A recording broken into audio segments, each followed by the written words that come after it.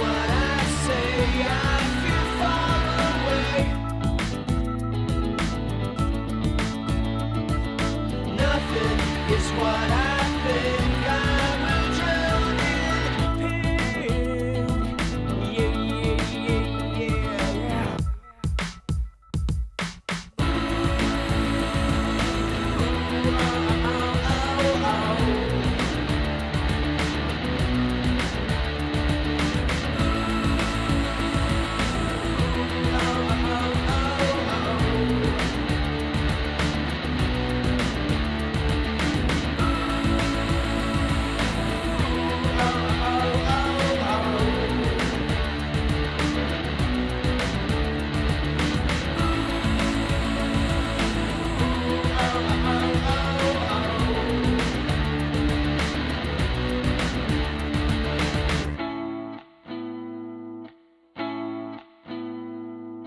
Paint away day and night, 6 hearts, hope I'm okay. You're alright, goodbye then if you dare. Someone new is pulling everywhere. I'm afraid to let them. Nothing is what I say. I feel far away. Nothing is what I think. I will drown in pink. Yeah, yeah, yeah, yeah. Nothing is what I say. I feel far away. Nothing is what I think. I will drown in pink. Nothing is what I say. I feel far away. Nothing is what I think. Nothing is what I think. Yeah, yeah, yeah, yeah. 'Cause I will drown in pink. Oh, oh, oh, oh.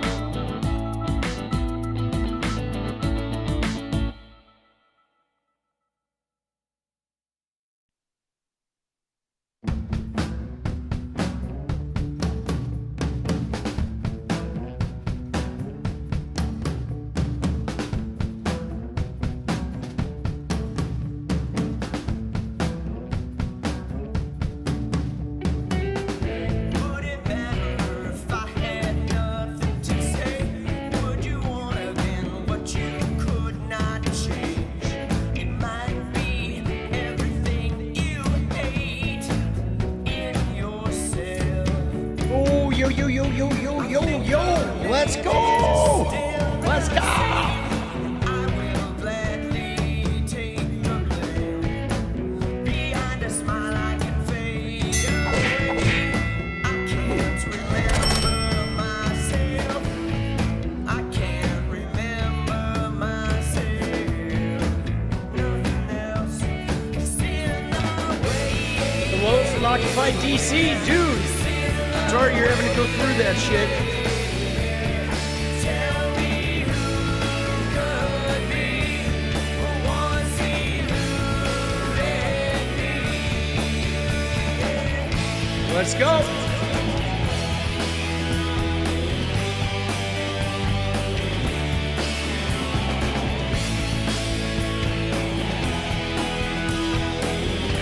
Oh, oh. Oh. I'm tripping. I'm tripping. I'm tripping. I'm tripping. I'm tripping. Tripping. I'm tripping. I'm tripping. I'm tripping. I'm tripping. I'm tripping. I've been here a while, But I want it back. I give you my all, but I want it back. I can't remember the words. crazy, but I see it in you. You and It's an old song. Way, yeah, yeah, yeah, yeah. It's in the way, yeah, yeah, yeah, yeah. Tell me who could be. once eluded me. Tell me Who could be once eluded me? Yeah, yeah, yeah, yeah.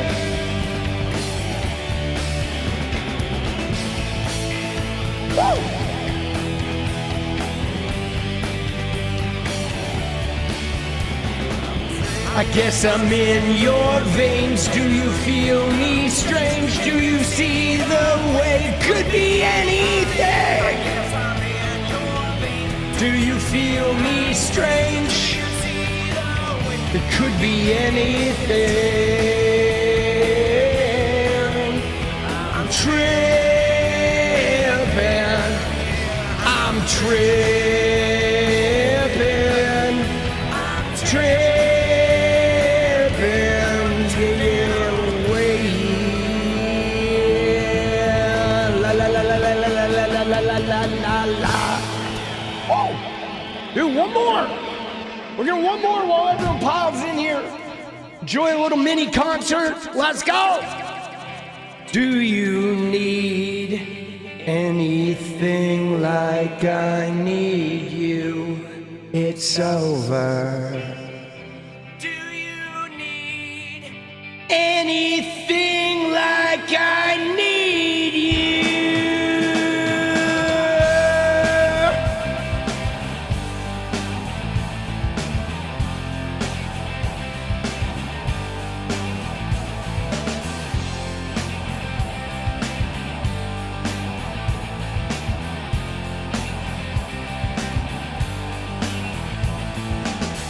I've got no place to be alone.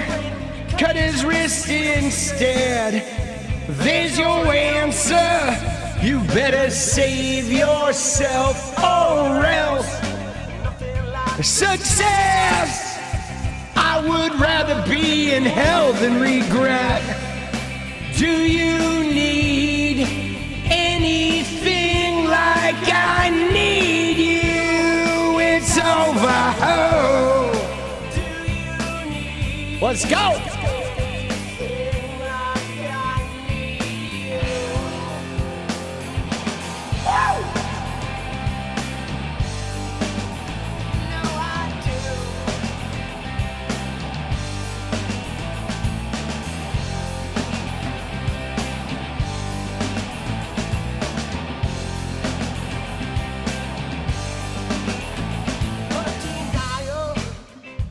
These are not my words, tell me where are mine most of the time.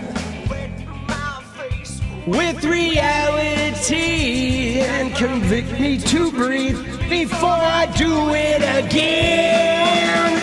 Let's go! Do you need anything like I need you? It's over. Oh. Anything like I need you?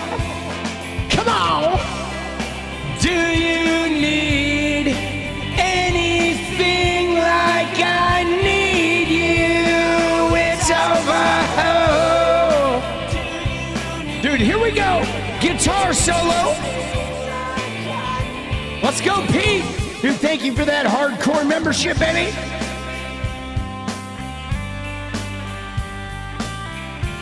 A little eucalyptus, you want to hit? Oh, it's good, dude. Pardon me, well, I indulge. Let's go! V-Sneed, let's go, baby!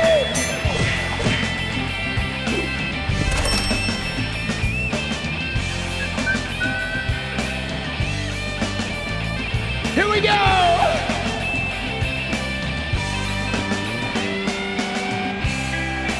Do you need anything like I need you? It's over. Oh. Do you need anything like I need you? Do you need anything like I need you? It's over.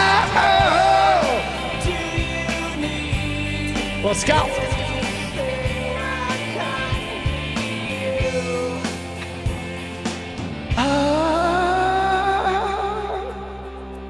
Do you need? Oh, there we go. Now we're gonna bring the lights down. Everybody's gonna get chill. Dude, what a spirited entry. Dude, it's fun to listen to this old music for a little bit. Couple songs every night. Kind of take me back to the 90s. The Echoes loosening your bricks. Good. Dude, I like it. It's what it's supposed to do. It's supposed to get in there and fucking jiggle shit around. Dude, Carolyn, let's go. Party's here. Let's go. And dude, 𝗙ecie again, thank you. Thank you both. Elon's about to get fucking his brain rattled. Fuck you, Elon. Dude, let's go. Yeah, dude, so we've been listening to the Ghislaine tapes, and we are gonna take a break from it though today. All right. Temporary break, because I have enough material from the last one to make another video, and I want to cover Virginia Giuffre's family. And then instead of listening to the entire 6 hours, I'm gonna look ahead and find us the good parts for the remainder. Because we know, I mean, we've listened, 2 hours in, and we just know that the whole thing is a con job. And Virginia's family is fucking pissed, bro. As they should be, because essentially Ghislaine is like defaming their daughter and sister, and literally like Ghislaine had a trial, okay? She did not take the stand in her own trial. She fucking chickened out, right? And literally she had an entirely different defense in her trial, blaming Sarah Kellen.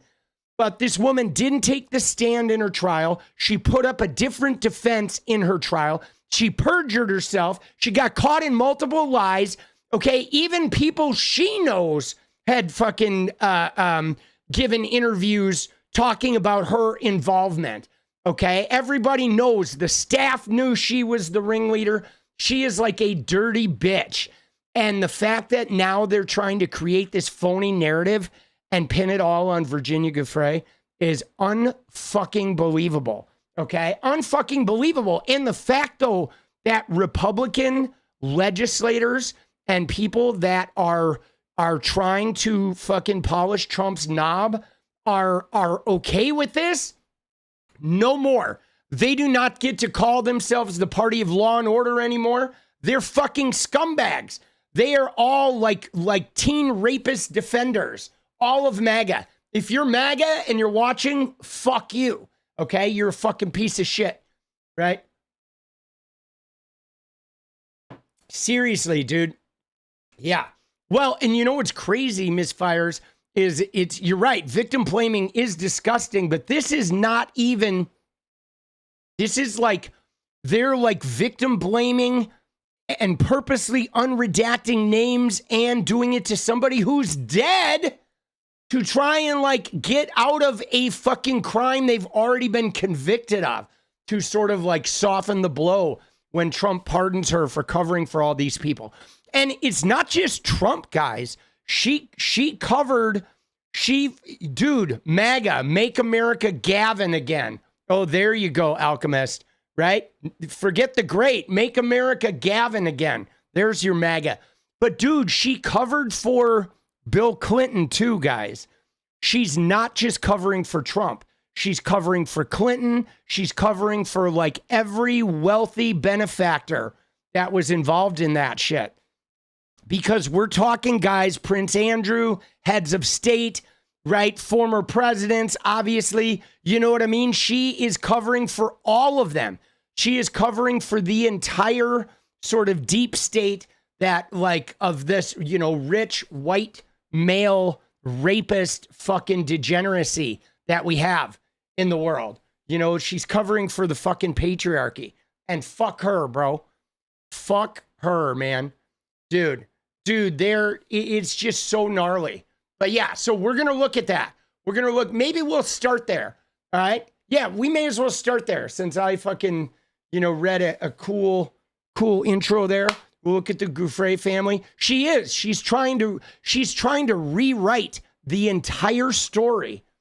Okay. Ghislaine Maxwell is trying to rewrite the entire narrative.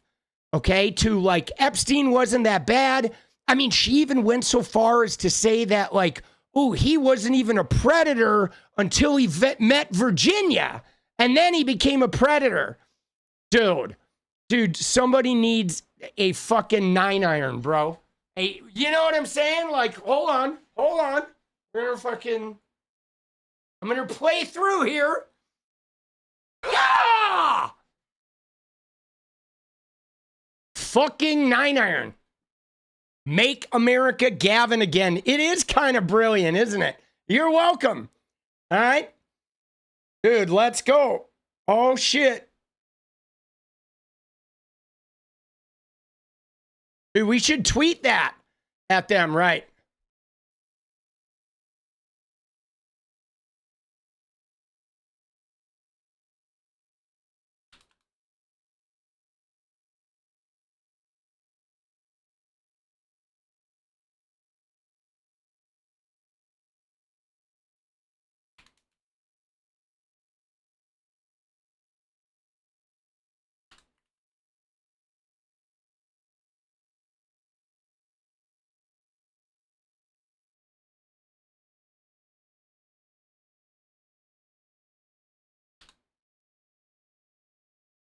There it is. Let's go. Dude, there it is. Make America Gavin again. Dude, I'm good at branding, bro. I'm telling you guys. My first job was at UCLA Extension, right? Which is the continuing education department of UCLA. And I worked in the marketing, right? I worked in the marketing department. So I have been marketing and branding from day one, baby. That's what I've always done, dude. That's my jam. Gen X, let's go.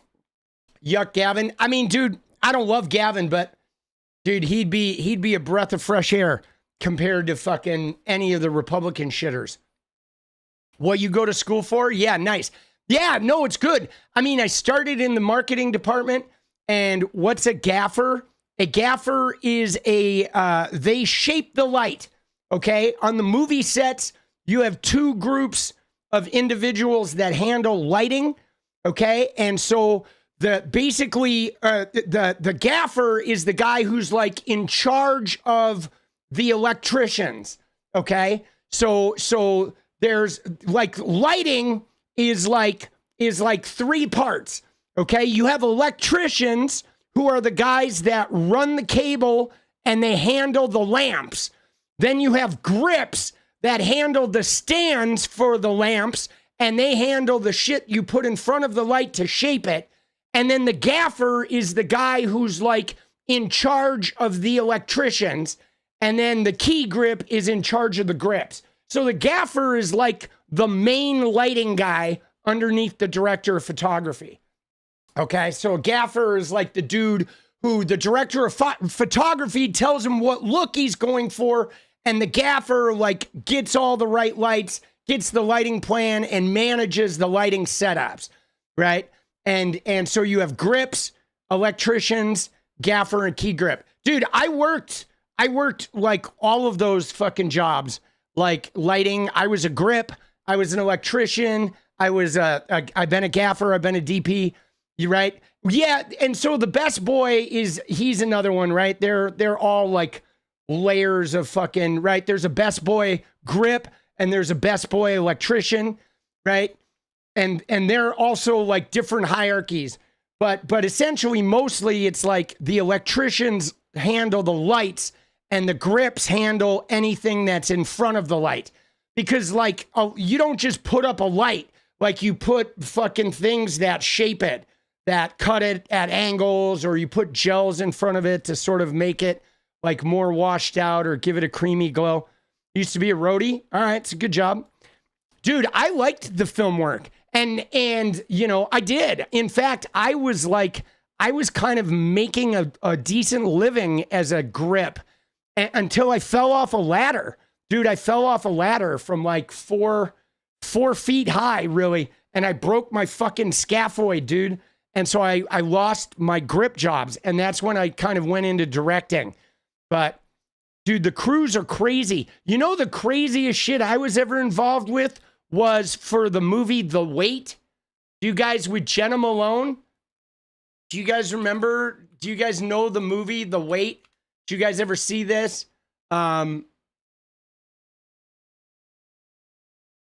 It was...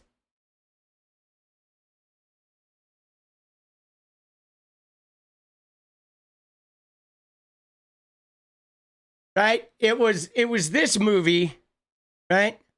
It was Jenna Malone. She had her fucking page boy haircut. It was called The Wait. It's 2013, right? It was pretty good, dude. It was weird. It was freaky. But I worked on that, and it shot out in Sisters, Oregon. And so there was this crazy, like, let me just tell you, the grip job kind of sucks because there's this crazy, like, night scene where she's running through the forest. And so we set that up with generators like out in the woods for this crazy scene, shooting all night. It was the last scene they shot in the movie. And, you know, there's lights all over this forest, like up 20 feet in the air. There were like 10 generators and smoke machines and shit, making it feel like, you know, it had this horror movie vibe, shooting all night. And they ended up using my minivan as like the dolly because setting up a dolly track in the woods was impractical. So they fucking used my minivan to shoot the long, like 200-foot dolly shot, driving my minivan through the forest. It was pretty funny on fucking wood planks and shit. And then at the end of it, while everybody was having a rap party and they were popping champagne, all the actors and everyone's partying with Jenna Malone, all of us, the grips, we had to fucking pull all the lights and cable out of the forest, dude. And that's the shitty part of that job, right? It's like you shoot the last shot and everybody else is partying. You can hear them. They're playing like dance music. And we're carrying cables and fucking lights and stands out of the forest all morning. Dude, it was brutal. That's when I was like, yeah, I don't know if I want to be a grip.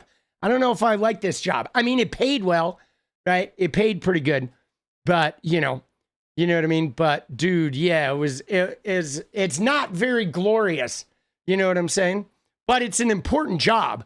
Like people that do it well, it's like it's a real fucking skill, dude. It is. You know what I mean? Let's go. Let's go. Let's fucking go, baby. Dude, did you see this shit? Did you see the shit about the wrestler? Like, what is up with that wrestler? Dude, did you see that?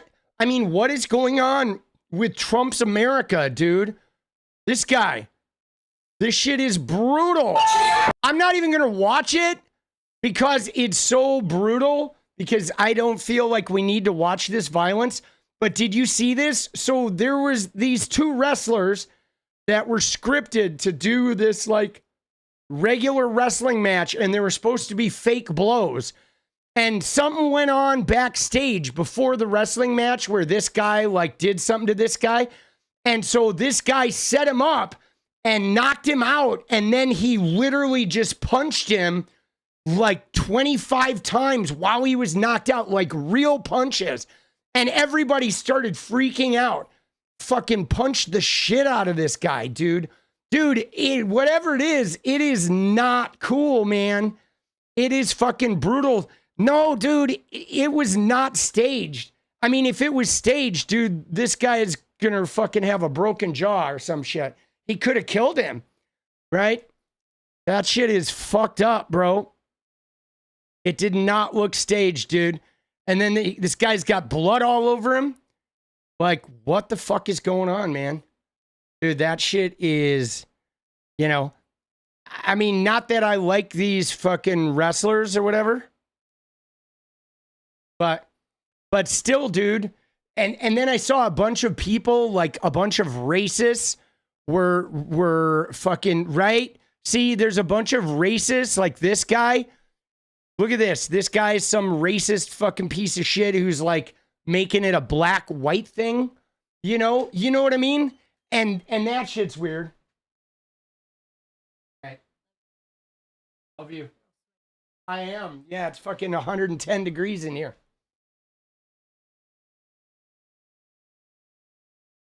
You know what I mean?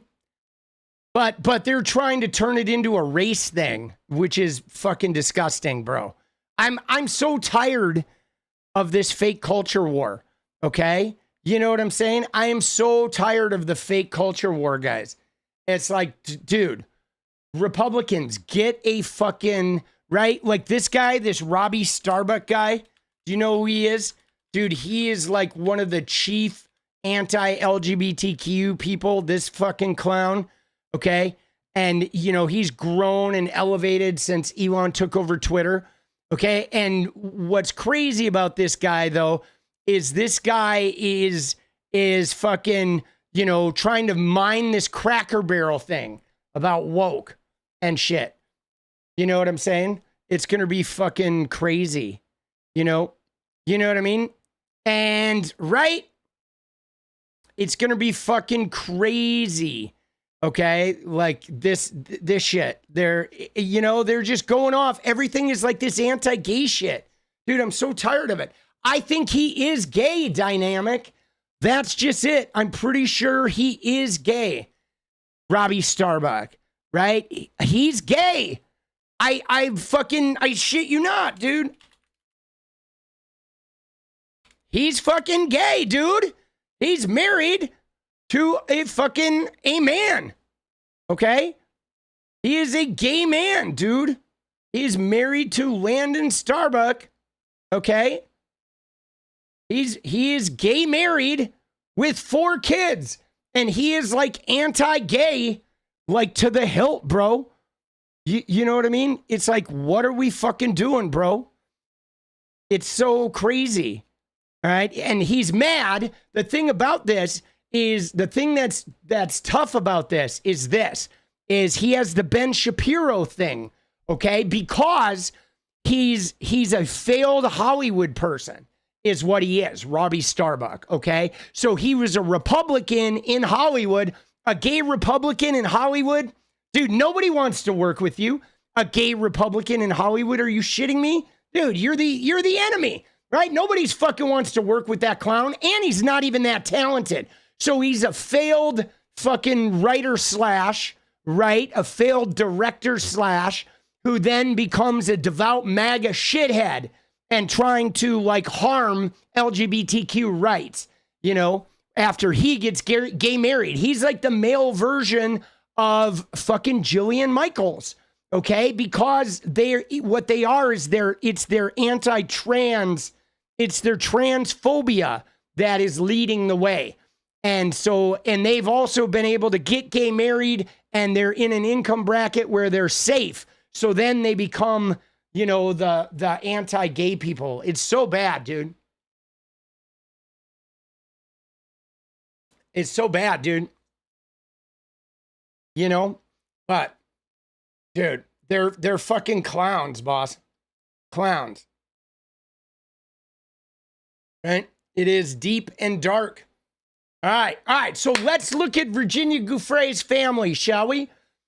Again, this is bullshit. Okay? This shit is bullshit. By the way, I want to thank everybody who's donated on Cash App. Since I put Cash App out there, people have been donating, and like you guys, I appreciate you guys. I think it's pretty cool. And they leave cute messages. I can fucking reply with a heart. It's pretty neat. All right. You're mad. You DoorDash the best. Country fried from Cracker Barrel. Oh, besides in West Virginia, could they taste good? Why are you mad? Oh, they don't have country fried pork chops anymore? They still have them, don't they? They didn't change a lot of the food, did they? Right? Dude, should we do a goal? Dance party goal? We're going to do maybe we'll do 2 dance parties tonight. Dude, fuck it. We're going to go with the fucking 1 hour goal.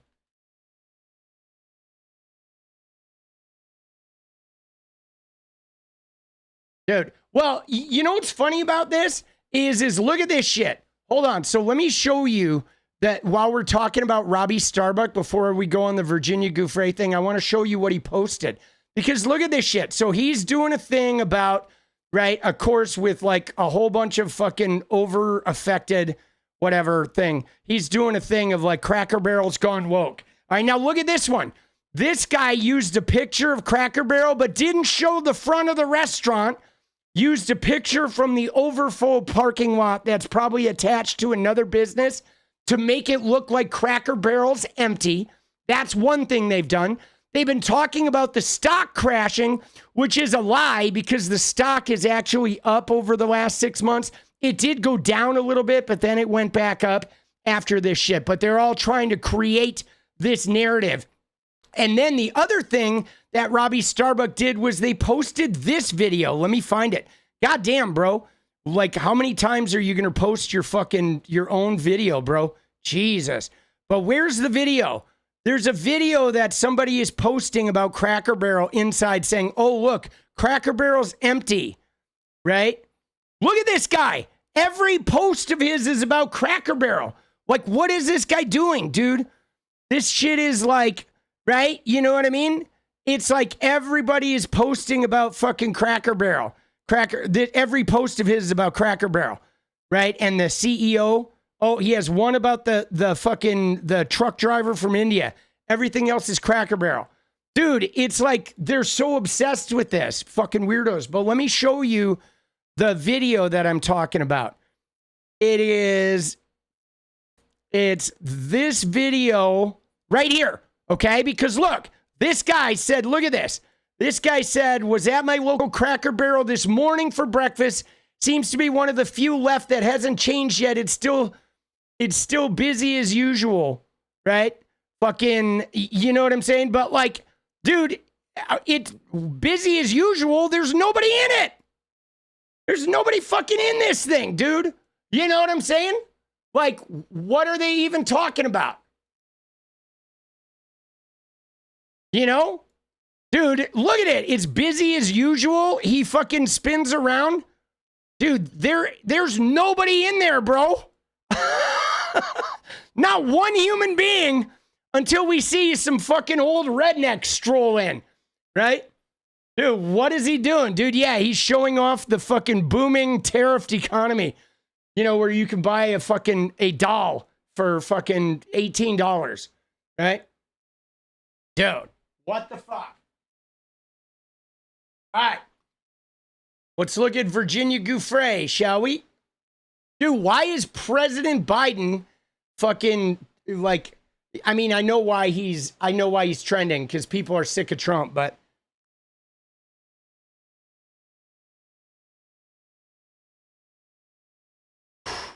Tennessee Brando? Dude, well, so here's the thing, guys. Cracker Barrel does not have good food, okay? I mean, you know the one thing they do have, guys? I'll say one thing Cracker Barrel has is grits, okay? And there's not a lot of restaurants that serve grits. So there are some things like grits that are like a traditional Southern sort of food that you can't get at a lot of restaurants. And Cracker Barrel did that well, okay? They were known for their grits. But the reality is nobody ever really fucking liked, their food's not especially good. The decor was fucking awful. You know, the only claim to fame with Cracker Barrel, was what's his name? Jim Harbaugh. Remember Jim Harbaugh, 49ers coach, Michigan coach? Jim Harbaugh, like 10 years ago or whatever, was like, I love eating at Cracker Barrel. So they did have like their claim to fame when Jim Harbaugh talked about it. That was like ages ago, dude.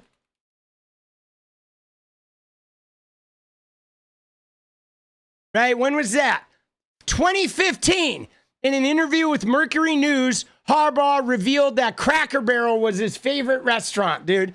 That's it. That's their only claim to fame, dude. Dude, that was it. Right? Dude, other than that, bro, that I have never heard anything. As my mom used to say, I heard no hide nor hair from Cracker Barrel, except for when Jim Harbaugh like said it was his favorite restaurant. But yeah, dude. But again, they're playing that shit up, right? Why? Because MAGA and the GOP are culture warrior whores. Okay, that's all they are. Culture war whores. Whores. Dude, fucking whores. All right. Let's see what we got here. See, here we go, dude. Here we go. There is Virginia Guiffre, Prince Andrew, and Ghislaine Maxwell. All right? Even though Ghislaine now is trying to lie and rewrite the script. All right? Let's see what we got here. Let's look at the family. Dude. Whoops. Wrong one. Sorry. My bad. My bad. Oh, why am I typing Cracker Barrel? Dude, yeah, somebody who said about Cal Raleigh, dude, 2 homers today, baby. Oh, shit. Dude, 48, he tied the record, and then 49, fucking cranking the record. What a game. I didn't see it, but I did watch. I watched like 5 highlight reels. Dude, I did. Oh, shit. Getting all cracked out. I'm always all cracked out, dude. I'm fucking cracked out, boss. I like to be cracked out. You know, you got to remember, cocaine was my favorite drug there, boss. I don't do it anymore, but if I could, I probably would. Don't do drugs, kids. Trust. Do not.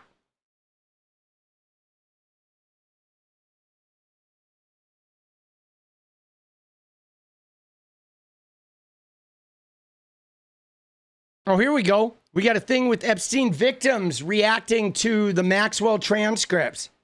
Cocaine is nasty? Yeah, I loved it. Yeah, it is nasty, but I loved it.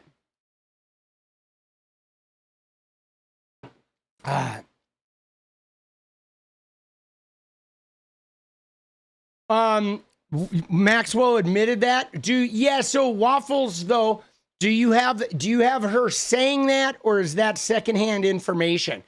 Because like I'm curious who the producer is. Oh wait, no. Actually, I know what you're talking about that, right? And that's not entirely accurate, because what it is that was from a Daily Mail article. And basically what ended up happening was the producer, I researched that. Yeah, it's from, but what happened is she didn't like refute it. She didn't refute it. So the producer was then like, that means it exists. There's a lot of dancing around this thing because we don't know. We don't know. I think, guys, you ready? I personally think the Paris apartment is the one that probably had the biggest shot of having like some type of like contraband in it. And I think the French police took that shit, you know, and same with like the New York pad. I don't know, man. I mean, he had a safe. There were a bunch of tapes. There's a bunch of shit. We don't know. I don't know. We don't know, but we do need to get it out. Now, I do want to say this before we watch some of these videos. I want to say this, that first off, Thomas Massie and Ro Khanna have said it. September 3rd, when Congress gets back in session, they're having a press conference with Epstein victims. This is going to heat up again, guys. This is coming. It's going to heat up, okay? It is going to heat up again. We have not heard we have not heard all of this. Robert Garcia, okay? Garcia did an interview with Midas Touch because they released a bunch of documents and it was all bullshit.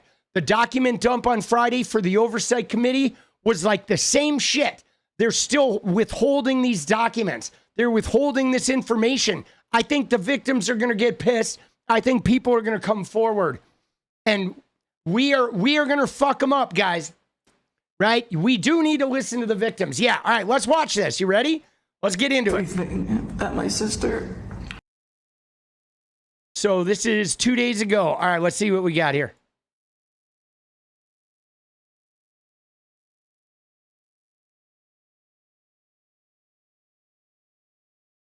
Why is YouTube not letting me move it? Oh, I guess maybe it's all the way over. Dude, I don't know how to operate YouTube. Maxwell were to receive a pardon at some point, what would that mean for you?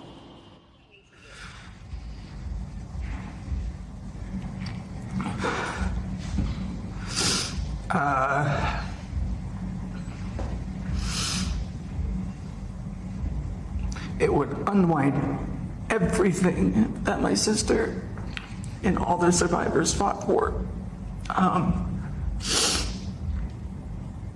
It would be a disgrace of justice.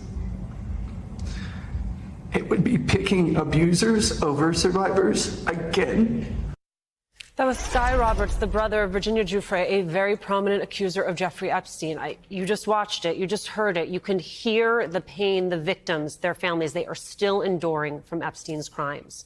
Just moments ago, we got this statement from an attorney for numerous victims and survivors on the release today of the transcripts of Ghislaine Maxwell's interview with Deputy AG Todd Blanche. Quote, Ghislaine Maxwell was federally indicted on 2 perjury counts as a result of her testimony during her civil deposition. Having been convicted of sex trafficking, she is now in jail, presumably hoping that she will receive a pardon from President Trump. I can't imagine that her testimony will be given much weight by anyone with any knowledge whatsoever of her involvement with Jeffrey Epstein. Joining me at the table, former Criminal Division Deputy Chief at SDNY, MSNBC legal analyst and host of the YouTube show Courtside, Christy Greenberg. Amanda Carpenter is also back with us. You know, Christy, the point was made earlier that there is, and it is clear in her testimony that there is an effort to clear Trump specifically. A lot of the questions are specifically about Trump. A lot of the answers very complimentary, even in particular sections to him. But you just made the point to me that she's actually doing even more than that. Yeah, I mean, she actually says she never saw anyone with underage women. They go through a list of names. They go through a list of people. Dude, that is such bullshit! Dude, yeah, she rewrote the whole fucking thing, man. Insane. Epstein, would socialize with. She never saw anybody with underage women. She claims she recruited these masseuses because Jeffrey Epstein liked massages, and sometimes multiple massages a day, but she never thought there was anything inappropriate about that. She never thought any of these women could be girls underage. It's preposterous. To read it, it is rambling. It is defensive. It is evasive. And on top of that, she suggested that a 17-year-old girl, Virginia Giuffre, was the mastermind after getting hooked on drugs, became the mastermind who organized this entire sex trafficking ring, and then controlled Jeffrey like a fucking Svengali, right? Yeah, it's real believable. Meanwhile, she's like, oh, I'm so poor. I just manage the properties and never saw Jeffrey do anything. Oh, Ghislaine, where'd your neck go? Dude. She clearly is very well versed in the record. She at multiple times is pulling up parts of other people's testimony to try and rebut what they said, rather than just speak to what she saw and what she heard. She is very clearly having a narrative that she wants to portray, which is, I had nothing to do with any of this. To the extent there was a scheme, it didn't involve me. I wasn't really involved with him. I was never really around him. I mean, to read it, preposterous that anybody would believe what she is saying. And if you don't, at one point she talks about being in prison and says for 2 years that the prison guards woke her up every 15 minutes. And those were complaints that she had raised during the course of her case and that were disproven. Yeah, that didn't happen either for 2 years. Clown show. And though, you ready for this though? She's convicted. She had a jury trial with a whole bunch of witnesses, including young girls who she sexually abused. She didn't take the stand in her own trial, okay? And she, right? You know what I'm saying? And she, lost that trial. She was convicted by a jury of her peers, perjured. She's found guilty. Game shut fucking match, bro. Game set match. What are we even relitigating this shit? Excuse me. Sorry. My bad. Dude, fuck you, Trumpy. Fuck off. All right.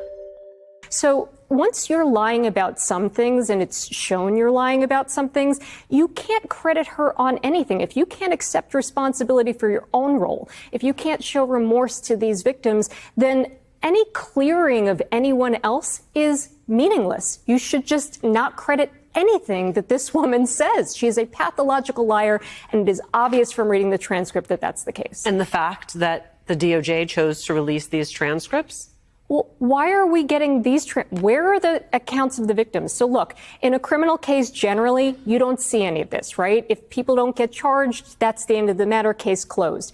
But you can't cherry pick and say, I'm going to share with you the account of a convicted sex trafficker and somebody who's been charged with perjury. I'm going to share that, but I'm not going to share the accounts that counter what she is saying, that she actually was deeply involved, not only in facilitating the sexual abuse by Epstein, but committing it herself to these girls, and that she knew that they were underage. She abused them, yes. How do you just have this be so one-sided? It is, I mean, it's such a miscarriage of justice. This is not what justice is supposed to look like. It's just, it's incredibly disappointing. Amanda Carpenter, so part of this, at least politically, strategically, is supposed to quell the appetite for more information from now what is a bipartisan group of folks who feel like these files should be released. See, here's again, guys, I want to lean into the radical incompetence of the Trump administration. Because what did they do? Okay, they said they're going to release this shit. They found Trump in there. They found some kind of smoking gun. They buried it. They did a PR campaign. Trump started lying. Okay, you know, there is no list. There are no files. The whole thing's a hoax. Obama wrote it. Comey wrote it. Oh, it is there, but like now it's not credible. Yada, yada, yada. Right? Then he lied or changed his lie about why he kicked Epstein out of Mar-a-Lago. Then he admitted to Virginia Guiffre. And now they trot his own personal attorney in to do this ridiculous interview that is such bullshit that is only going to make the hunger for the truth more, right? They've made it worse than if Ghislaine Maxwell had said nothing at all, right? The fact that they have her come out and they deliver all these like hackneyed fucking recordings pieced together with missing gaps. Oh, we spoke before this, yada, yada, yada. They put her in minimum security. She makes up some bullshit story. They've literally just made it worse. And that's what they continue doing. It's like every time they try to do something, they're so incompetent. The meritocracy people are so incompetent. It's just, and again, this harkens back to that thing about Trump where for whatever reason, when it comes to this case, he doesn't know how to fix it. He's literally, every time he opens his mouth, he just keeps making it worse. And they can't shut him up, right? And he keeps making like bad decision after bad decision after bad decision. My sense is among those who have followed this case the longest and are sort of the most interested, there is nothing short of a data dump that is actually going to quell that interest. 100%. I wonder if you think there is anyone other than the White House that is satisfied by the release of these transcripts. No. They promised to release the Epstein files. The Maxwell interview is and never was part of the Epstein files. She was sentenced in 2025. This was an interview by Trump's lawyer to protect Trump from the fallout about the Epstein files. Dude, it was the most obvious. Dude, she goes out there. Trump did nothing. Clinton did nothing. Nobody did anything. I never saw Jeffrey with an underage girl. Oh, the 17-year-old did it all. Thank you very much. Please, where's my pardon? Do I get my pardon? Right? Dude, it's like the biggest bullshit ever, bro. Ever. I've never seen anything more hackneyed, dude. That was the biggest. The dog ate my homework. No, really. I swear the dog really ate my homework. Look at him. He's got a peachy-sized folder, like, in his gut. It's like, dude, what are you talking about? What this really is nothing but a sketchy PR stunt by the Department of Justice. And we have seen this movie before. The Maxwell interview is to the Epstein files what the Barr letter was to the Mueller investigation. It's spin from the Department of Justice in lieu of the real findings, the real investigation, the real files. Ghislaine Maxwell had her day in court. She told what she had to tell to her lawyers before she went to prison. This was done to secure better treatment and to possibly seek a pardon. And so I like you played the victims at the beginning of the segment. Listen to the victims. Do not listen to what Ghislaine Maxwell has to say. And yeah, seriously, fuck Ghislaine Maxwell. You see how mad these women are? I mean, dude, women are pissed, bro.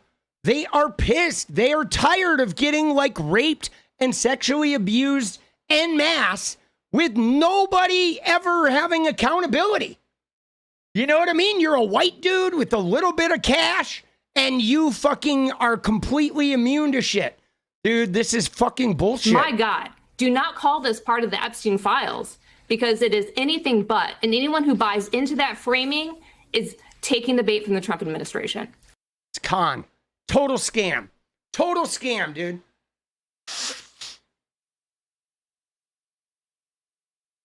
Dude, the thing that was wildest about it, too, was how they had her rambling at length about, like, shit that she, you know what I mean? They had her pontificating about, like, Jeffrey's prior employment history and stuff, right? They're asking this woman who said, oh, I hardly knew him, but let me tell you how he got his start in finance. Dude, you know what I mean? It's like fucking hogwash. All right, let's check this out. We're going to watch a couple of these vids here. Let's begin this morning with a new twist in the Jeffrey Epstein saga. The family of Epstein's most prominent accuser furious with the Trump administration. That's right. After the Justice Department released audio and transcripts of an interview with Ghislaine Maxwell, who's convicted of recruiting and grooming young women for Epstein. NBC's Melanie Zanona has the latest. Melanie, good morning. Willie, good morning. After that release, the family of Virginia Roberts Giuffre now speaking out, saying they are outraged by the DOJ's interview with Maxwell. Giuffre died by suicide in April, and information she provided to law enforcement was actually critical in securing Maxwell's conviction for sex trafficking, a charge and conviction that Maxwell's attorney maintains that despite the conviction, she is not guilty of. The Giuffre family statement reads in part, during Deputy Attorney General Todd Blanche's bizarre interview, she is never challenged about her court-proven lies, providing her a platform to rewrite history. Yes. This travesty of justice entirely invalidates the experiences of the many brave survivors who put their safety, security, and lives on the line to ensure her conviction, including our sister. They also then went on to criticize the DOJ for transferring Maxwell from a Florida prison to a lower security camp in Texas after the interview, saying it sends a disturbing message, Willie. Melanie, another story I know you've been following there at the White House, a development in the case of 𝗙𝗪𝗓-Abrego-Garcia, the Salvadoran man. So they're going into something else. But so the thing about this, guys, that I can't get over personally is the fact that she sexually abused girls, okay? She wasn't just a, like, plane flight booker. She wasn't just a scheduler or somebody who recruited. She actively sexually abused multiple girls with Jeffrey Epstein. Ghislaine Maxwell did. You know what I'm saying? So, like, everybody's treating this like she had some sort of administrative position, like she was like a secretary or something. And it's like, no, man. She was in there fondling and like sexually abusing these fucking teenage girls. Okay. She was in on it. And all the way back in 1996, 10 years before he got arrested. You know what I'm saying? The very first reporting of Epstein and Trump to the FBI in 1996 happened because Ghislaine and Jeffrey Epstein molested fucking Annie Farmer, okay? Right? It is like she's a part of the fucking deal, dude. Let's see what this is. I'm curious about this one. Reaction is pouring in following the Department of Justice's release of Ghislaine Maxwell's interview with Deputy Attorney General Todd Blanche. The family of Virginia Giuffre, who was one of Jeffrey Epstein's most outspoken victims, say they are, quote, outraged. The family released a statement yesterday writing that during the, quote, bizarre interview, Maxwell is never challenged about her court-proven lies, and that the Department of Justice gave her a platform to rewrite history. Giuffre, who died by suicide in April, accused Maxwell of recruiting her to join Epstein's sex trafficking ring when she was 17, under the guise of becoming a professional masseuse. During Maxwell's DOJ interview, the convicted child sex trafficker, who's serving a 20-year prison sentence, insisted she was not involved in the sexual exploitation of minors. Listen to this. I did introduce him to women. I did, but not underage women. Not. I did look for masseuses. I did. I went to spas, and if I met somebody who said she was a masseuse, I did not check their credentials. And of course, if she was attractive, I did introduce her, yes. Yeah, if she was attractive, right? And then her whole thing, Jeffrey wanted a new masseuse every day. Dude, who is she trying to fucking kid here? Joining us now, Haley McNamara, Executive Director and Chief Strategy Officer at the National Center on Sexual Exploitation. Haley, thank you very much for coming to the weekend. We just heard Ghislaine Maxwell speak some really just sort of spectacular stuff about her role in all of this. I'm going to play a little bit more about what she had to say about Jeffrey Epstein's use of masseuses. Listen to this. I saw him with lots of masseuses. I never saw a single masseuse ever look unhappy or not come back or whatever. So based on my observation, I don't think that if you are being raped, as now he's like this prolific, I just can't imagine why you would return. It's not what you observed at the time. Not what I observed at the time, no. Dude, yeah, Todd Blanche, nice leading in there. Dude, first off, like girls, young girls from broken homes, from abusive homes that are being sexually abused at home, and then they're led into this environment where Jeffrey Epstein is sexually abusing them, but they're walking out of there with $500. They're definitely going to return, okay? And like, you know what I mean? I mean, it's just the abomination with this was not even about her lying and being so deceitful, but it was about how degrading she was to like the victims of these kinds of crimes, just sort of like being so aloof. And dude, there was testimony from Ghislaine's like associates in her trial about how Ghislaine had referred to all these young girls as trash. The girls they moved through on Jeffrey's like, you know, massage train or whatever. It's like she is such a devious scumbag, like a high level, just deviant fucking person, man. Haley, what compounds the outrage over this is she is a convicted child sex trafficker. There are more than 1,000 victims and survivors, and yet she's telling the Deputy Attorney General of the United States, who also happens to be the president's former personal attorney, that, oh, nothing to see here. And all these things that got him convicted, that got me convicted, no, none of it's true. Mm-hmm. Really what this was it's like a PR for pardon is how this interview plays. Yeah. And I think that's it's just like what it should be taken as. I don't think that the things that she says should be taken seriously, especially remembering also that she was charged with perjury for lying under oath as well. So I think she clearly is saying she saw nothing, she did nothing, nothing happened, and it just isn't true. And so then hearing that, what does that do to the survivors? See, I hope it makes the victims mad. That's what I want. I want the 1,000 victims to be so mad that they're willing to come forward en masse. Okay, if you happen to see this and you're a victim, we got you. Okay, we got you. You have allies in government. You're never going to have as many allies as you have now. We need all the angry victims ready to step forward, and let's bury these fuckers. Let's bury them. Dude, I'm ready to fucking bury them, bro. And to other people who have been through either child trafficking or sexual assault or sexual abuse.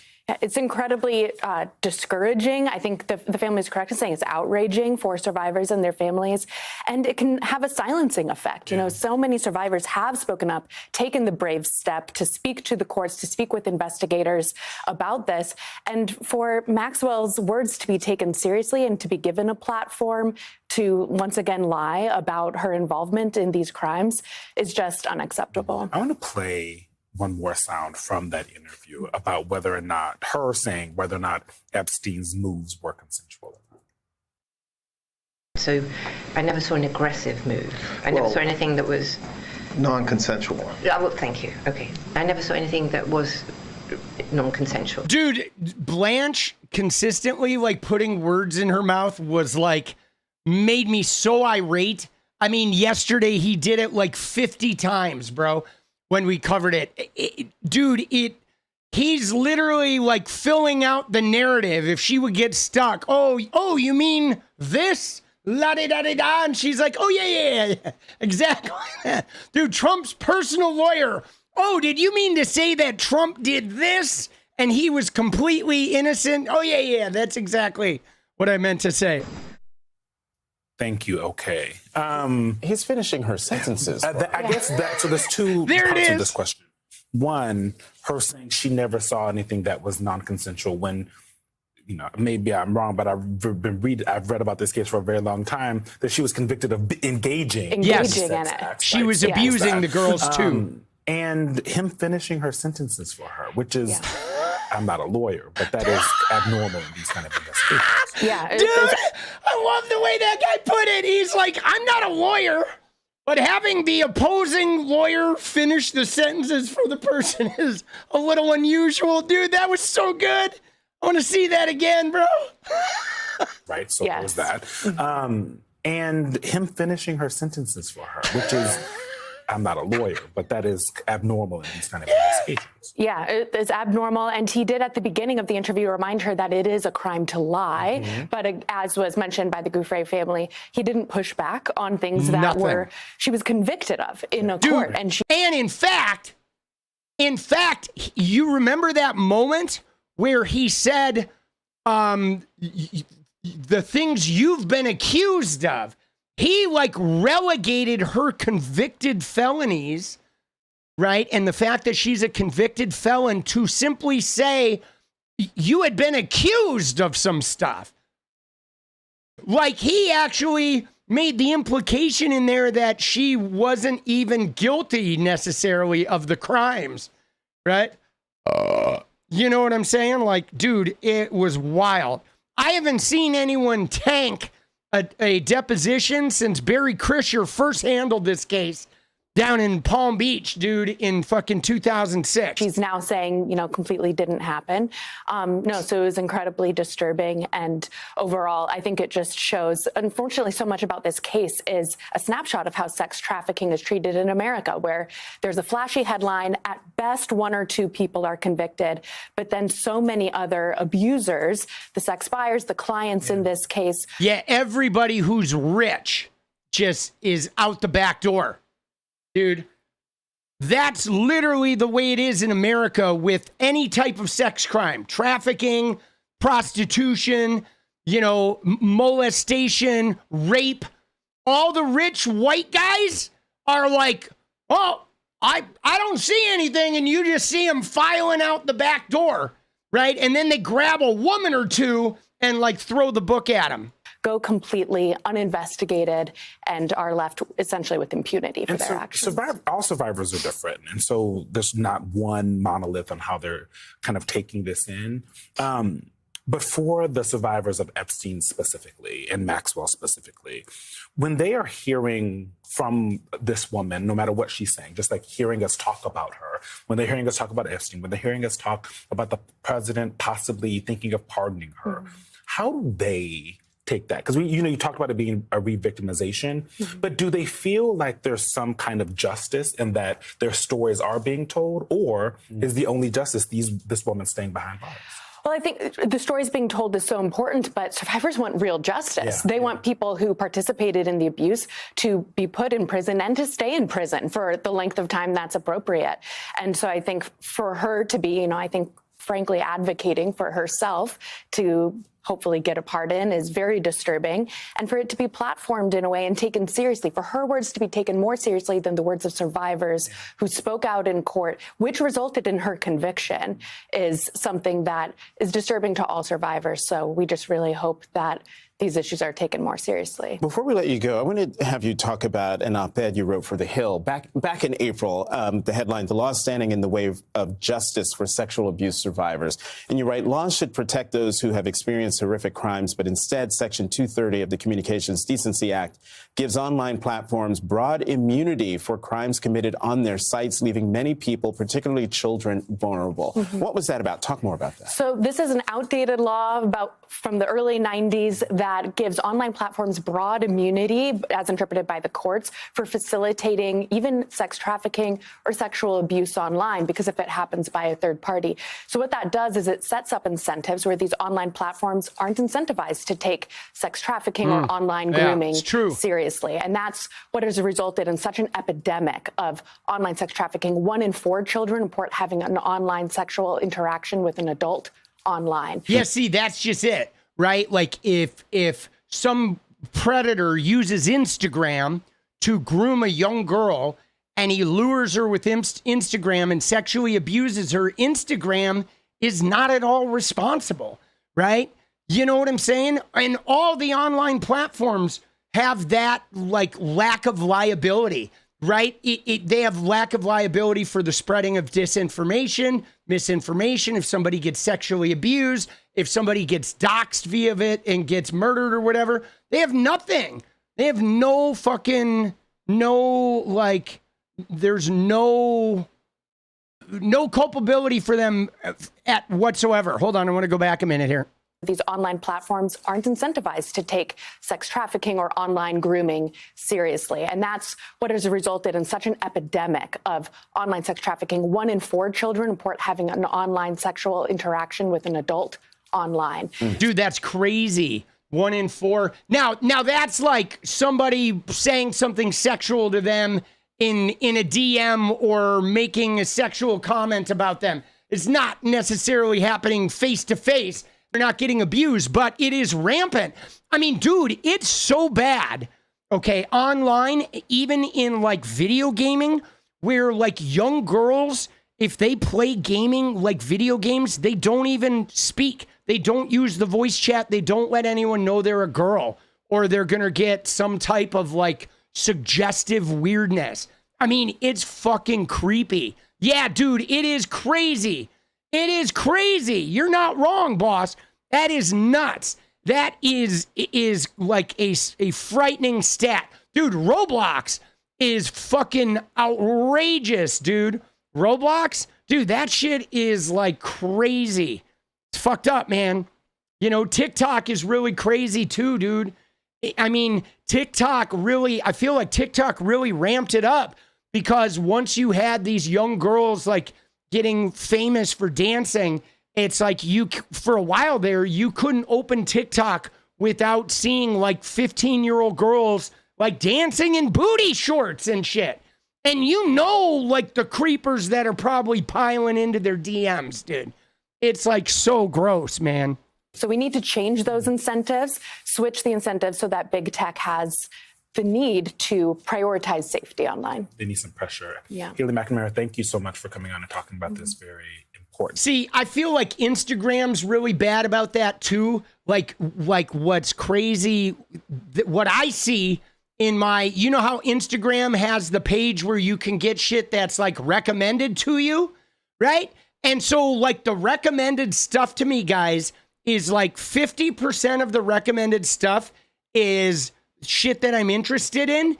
And the other 50% of the recommended stuff, I think because I'm a guy, is just girls, right? It's like Instagram, just a constant barrage of like girls in their fucking underwear and shit. And they look like fucking young. And no matter how much you are like, don't send me this shit anymore, not interested, they just send a constant barrage of it. It's like, goddamn, bro.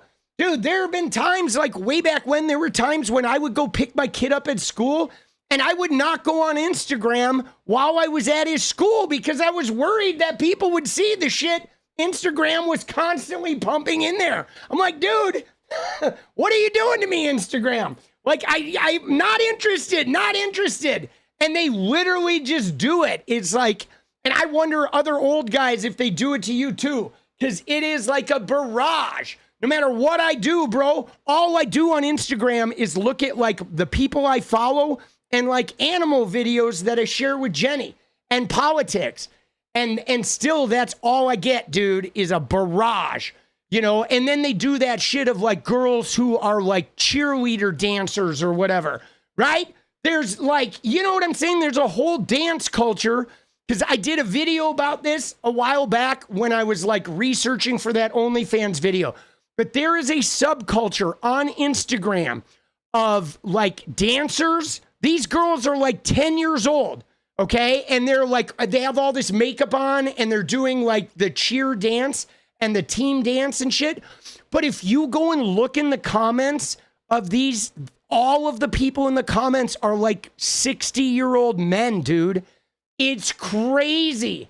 They're like, great job on the dance. Love your outfit. And it's like they're all these like weird 60-year-old redneck looking dudes, right? It's fucked up. You know what I'm saying? And they're like 10, bro. It's like, dude, Instagram should be culpable to that shit. You know what I mean? Dude, Instagram should be culpable for that shit. It's fucked up, bro. It is. It's fucked up. You know what I'm saying? You say that, and literally I just pulled up a middle schooler who was looking at some old man. Fuck. Dude, that's funny. Oh, shit, dude. Some old man fuck a watermelon. All right. There you go, dude. Next level. Instagram. Do you register a complaint? I mean, dude, upside, I've never had luck with Instagram, right?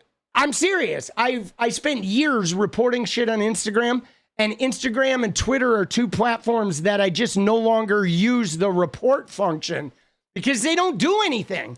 You know, Instagram doesn't. They don't do anything. It's like, they don't. You know what I'm saying? So what I do is I just mostly don't use Instagram is what I do, right? Because for years, dude, I tried to like, yeah, Meta's the worst. I mean, they might even be worse than Twitter. You know, it's pretty bad, right? It's pretty bad. Yeah, no, I know, Miss Ruthless. And yet trans people, like, you try to go to the bathroom and you have a bunch of Bible bangers fucking crawling up your ass, right? When literally every social media platform is like a sex trafficking app, right? And right, you know what I mean? Every social media platform is exploiting and sexualizing kids. Okay, but then they're like, you trans people want to go pee. And they're like, God damn, you're a fucking scourge to fucking humanity. Dude, they aren't all rednecks. They're all kinds. All right. Dude, I think they're mostly rednecks, but that's just me, dude. But you're right. They are all kinds. Dude, yeah. Be with me in 20 minutes. It's your birthday. Happy birthday. You're a redneck, look like me. All right, let's go, dude. Dude, I have some redneck in me, guys. I'm not a redneck, you know, because I'm an elitist, you know, college educated person, but I also am a redneck. I have redneck in my blood. My family are definite rednecks. The towns I lived in Wisconsin, Elkhorn and Watertown, fucking redneck, bro. You know what I mean? Redneck. And I mean, dude, I grew up with like, you know, playing pool against the carnies and shit in the fucking country fair. You know, what's a redneck? I mean, I have a different term. Like my son considers rednecks to be like rural, deep rural people in like the South and in Texas, right? For me, I think redneck is everybody who is like a primitive red district person, an uneducated red district, like, you know, high school educated barely. I consider that to be redneck. I have a much more like expansive definition of redneck. Okay. You know what I mean? redneck is supposed to be a much more rural and backwoods kind of thing from the South. But for me, redneck is anybody in a red district, pretty much. Elkhorn, you know Elkhorn, Wisconsin? Dude, that's where I lived in kindergarten, first and second grade. I actually got sexually abused by 2 half-brothers while living in Elkhorn. Elkhorn could very well be the sexual abuse capital of the fucking world, dude. There was so much sexual abuse in that town. It's crazy. It's horrible. Dude, in Wisconsin, the sexual abuse in families there is it's like 40%, dude. It's so bad. It is so bad, dude. It was just rampant in the 70s and 80s, man. It was so bad. But, right? But yeah, no, I call everybody a redneck. Let's go. You were raised around Hicks? It was originally a term for a Union supporter. All right. Dude, home of Jeffrey Dahmer and home of Ed Gein, guys. Don't forget Ed Gein in Wisconsin. We had the original serial killer, right? The one that Texas Chainsaw Massacre was based on. That's Ed Gein. Right? Wisconsin, you love Wisconsin? Dude, Wisconsin is fucking crazy. Lots of Czechs in Wisconsin. I'm not. My family was German and Irish, right? Your ex-boyfriend too abused in Elkhorn? Yeah, no, Elkhorn is crazy. There, not only was sexual abuse rampant when I was a kid there among families, but now it's like when sexual offenders get released into out of jail, there's hotels and shit in Elkhorn. The town is like less than 10,000 people. When I lived there, it was 3,000. And there's a hotel there that is like the halfway house for sex offenders that are getting out of jail and going back into society. Dude, I used to have a saying about Wisconsin. Can I share this with you? All right. In the 90s, when I lived in LA, I had a saying about Wisconsin. And here was my saying. When people would ask me about Wisconsin, when I lived in LA, they found out I grew up there, I would always say the same thing. I would say there's only 2 things in Wisconsin. There's fucking drunks and child molesters. And that's it. That's the entire fucking state. You got a bunch of drunks and you have a bunch of child molesters, and some of them are child molesters that wish they could be drunks, and some of them are drunks that wish they could be child molesters. And that's it. That's the fucking state of Wisconsin. And I think it goes beyond Wisconsin. I think that is like most of the Midwest, man, in those small towns where the economy's depressed, people are stuck. There's like a depression and a dysfunction. It's in the family, like the genetic lineage, dude. It's like the generational trauma of those small towns is sexual abuse and alcoholism. It's real bad, dude. Anya, thank you for that dono. Let's go. Dude, guys, if we want a dance party, oh my God, we got 11 minutes left and we need 9 more. We'll reset it. I don't know if we're going to make it in 11 minutes, but dude, yeah. Dude, it's bad. It's all the small towns. That's the curse, dude. Why do you think Ghislaine didn't throw Clinton under the bus? So Aria, I think it's not even about Clinton and Trump, because the thing about it is Trump knows that his followers aren't going to believe the Clinton shit. They're going to still think it's suspect. I think the idea is to protect everybody. Okay, that's the thing with, and this is why it didn't come out like during the Biden administration, guys, because let me just tell you, there are people like Clinton, there are people like Trump, there are many CEOs, heads of state, princes, you know what I mean? Wealthy billionaires. There's all kinds of crazy shit in there. And so they're protecting, it's a class thing, guys, right? Dude, let's go. Carolyn, Racine, baby. Let's go. I mean, you got to remember, dude, this is Bernie. It's the oligarchy. Okay. The thing about this is, let's go, Anya. Thank you. This is a class war, guys. Anybody that's wealthy, they're going to protect. All right, guys.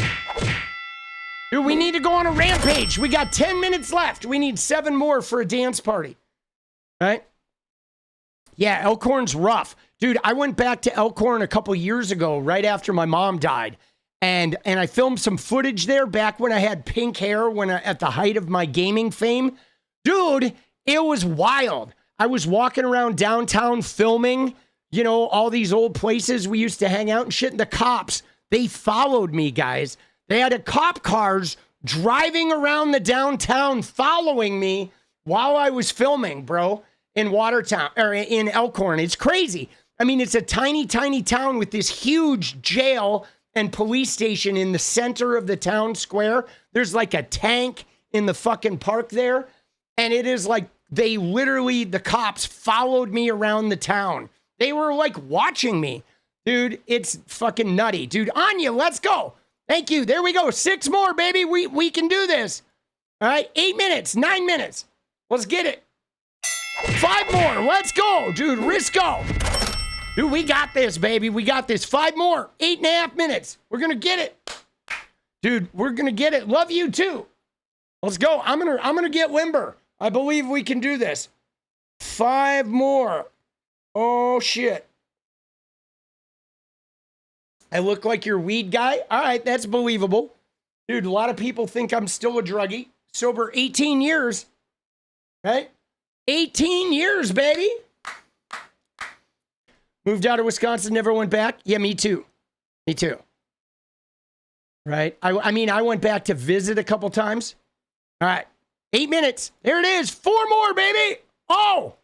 Oh. Oh, let's go. Dude, I'm gonna assume we're gonna get it. I'm gonna get the dance party ready. So we hit these 4.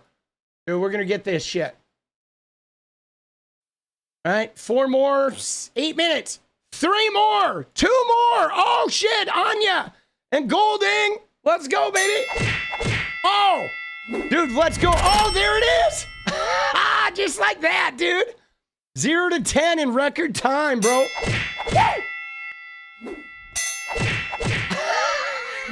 Dude, I love watching Elon get his ass kicked, don't you? Dude, fucking A, bro. Nothing beats that. Let's go, dude. Oh, shit. We did it. Bing bong. Bing bong. Dude, Scruffles. Whoa, grandma. Let's go. Dude, let's go. We got this. I'm going to do the dance party now, though. I'm not waiting, all right? I'm going to fucking... Dude, Ingrain, let's go. Oh, shit, dude. Let's go. Fucking A, dude. Let's go, baby.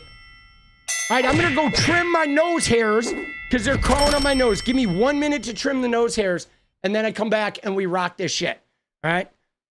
So I'm going to put the fucking song on for a sec here. We're going to fucking give you a fucking tune while we wait. A little drown while you wait. I'm going to go trim my nose hairs. I'll be right back.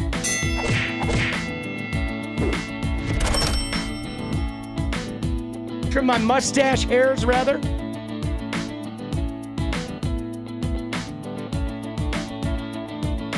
Paint away, day and night, 6 hearts hope I'm okay. You're alright, goodbye then if you dare. Someone new is pulling everywhere.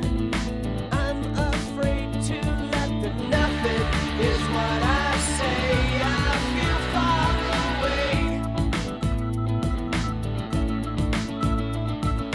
Nothing is what I think. I would drown in panic.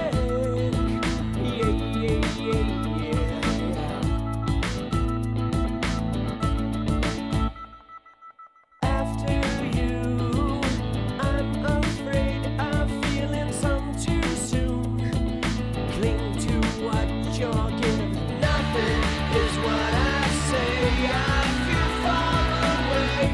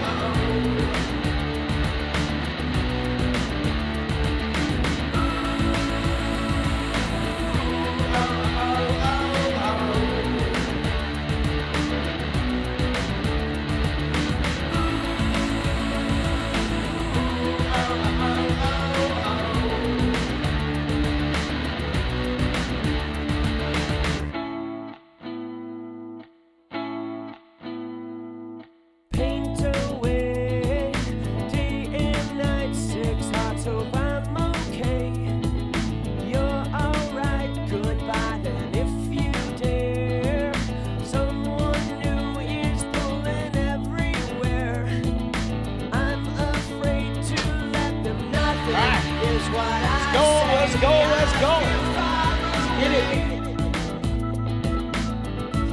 Dance party. Here we go. Nothing is what I think I will drown in. Yeah.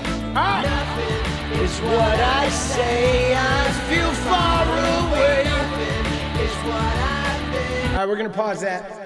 Pause it. Let's go. Got it ready. Get it. Here we go. Woo!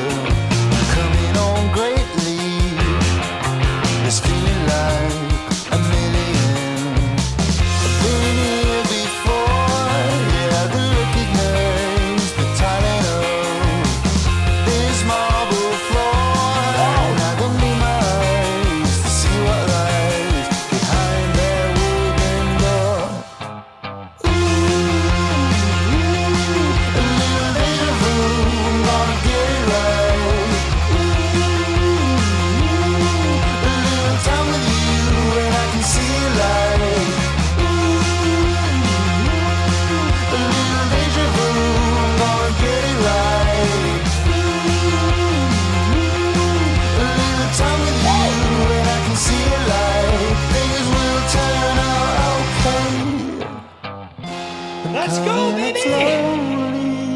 Yeah! This feeling that I have now. Yo, one more chorus! You gotta make that shit count! That I will make it out somehow. A little deja vu, I'm gonna get it right. A little time with you, and I can see it right. A little deja vu, I'm gonna get it right. A little time with you, and I can see it right. Things will turn out alright this time, I know. Oh, yeah, baby!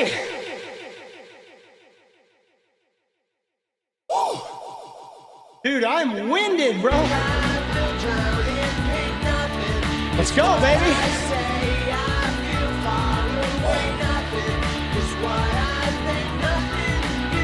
Oh.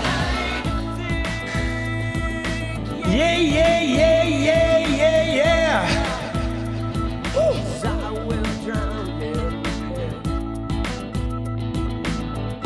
That was a fucking rocker, bro. Woo.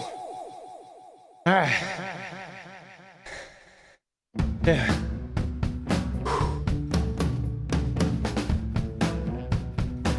Dude, we've heard this song like 50 times. Find something we haven't heard. All right, we'll listen to this one while I get my wind back.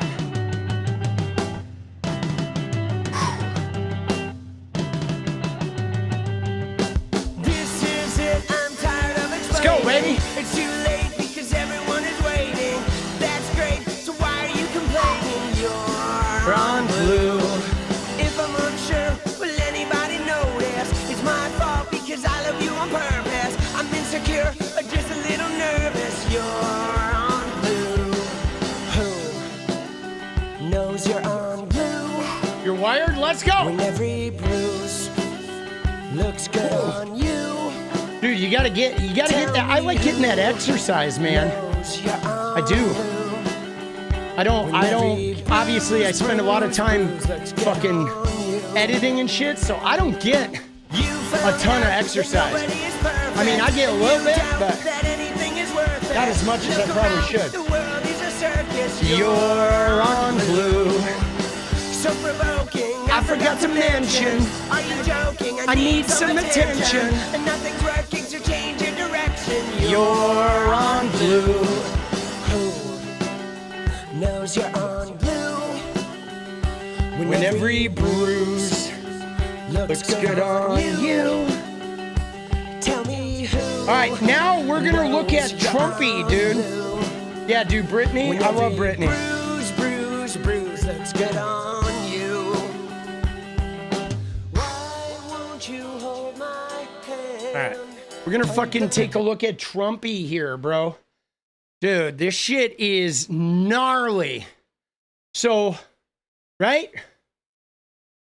When fucking...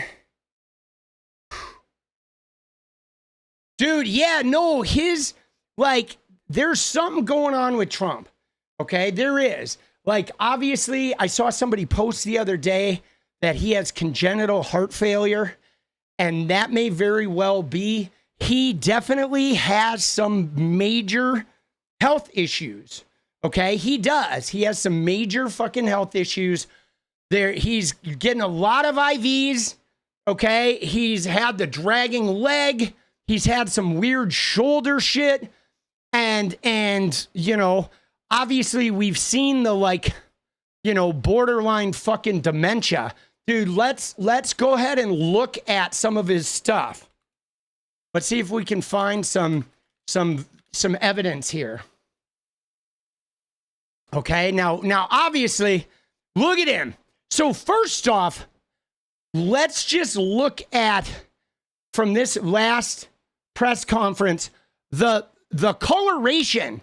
Okay, we know he's like a bronzer sort of guy, but like his sort of skin tone and coloration lately have looked like a little like more fucking, I don't know, a little more damaging than he usually is, a little bit more like a cadaver.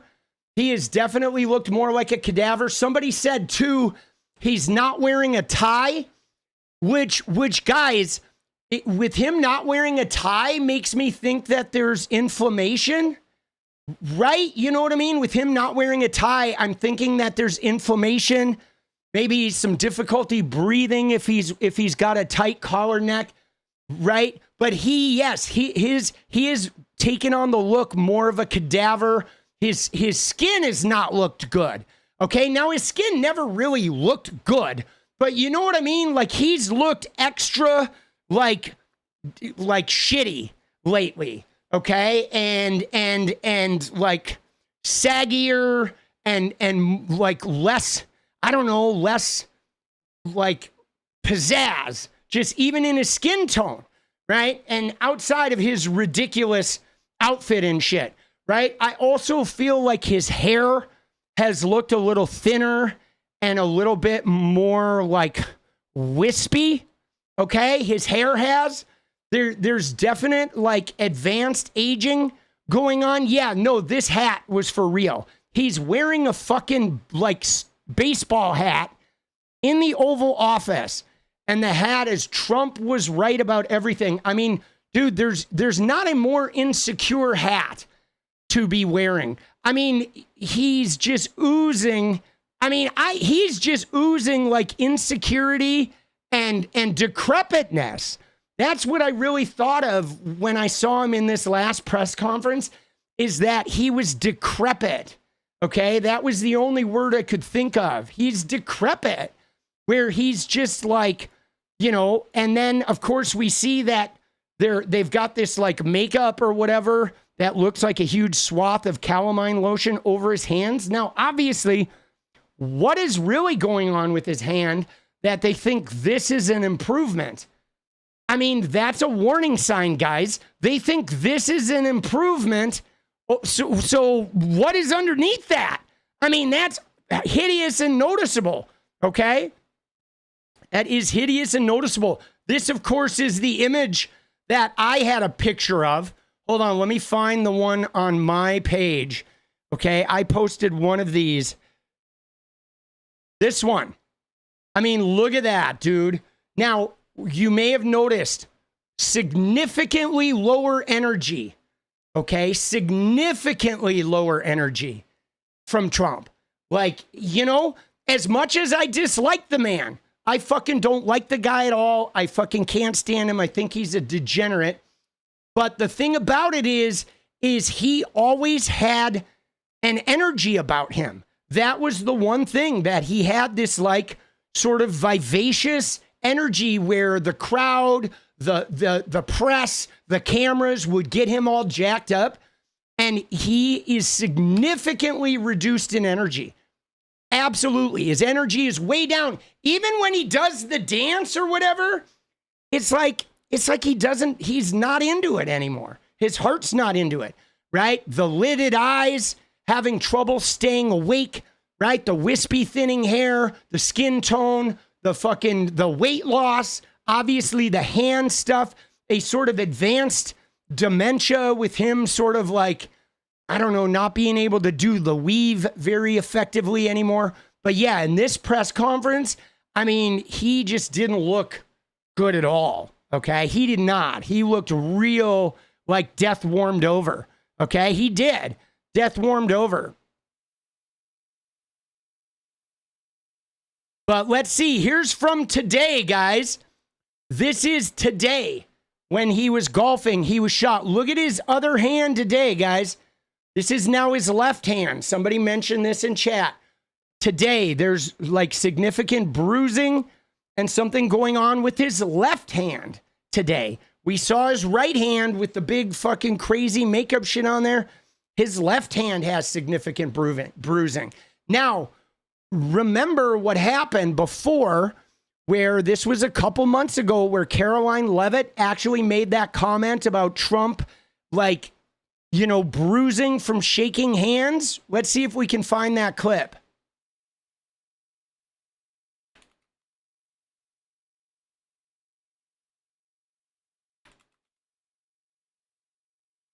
Right? This one right here. Recent photos of the president have shown minor bruising on the back of his hand.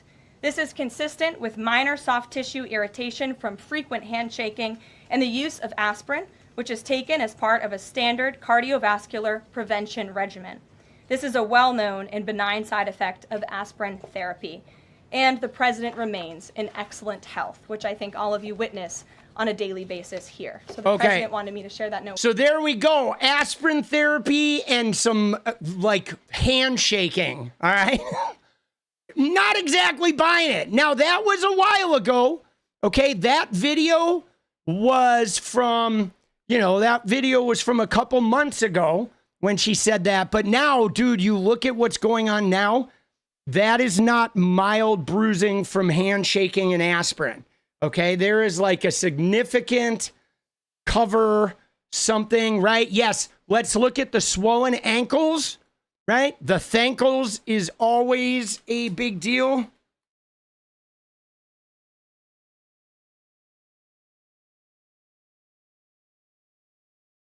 Okay, look at this, right? There's like Joe Biden's ankles. Look at fucking Trump's ankles, bro. That's not normal. All right. You know what I'm saying? They like used to judge Joe Biden a lot, right? Look at his ankles, dude. Look at that photo, guys. That is not normal. And I mean, look at Vladimir Putin. Okay. Look at Vladimir Putin. You see what a normal ankle looks like? Dude, but look at that shit, bro. That is not normal, guys. Okay?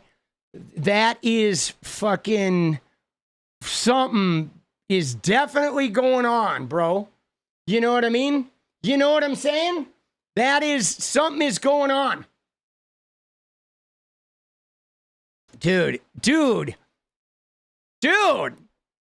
Yeah, well, I mean, if you look at, right?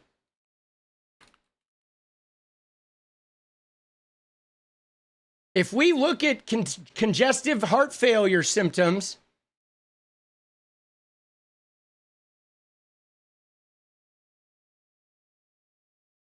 you ready? Here's what it is. Here are congestive heart failure symptoms. Okay?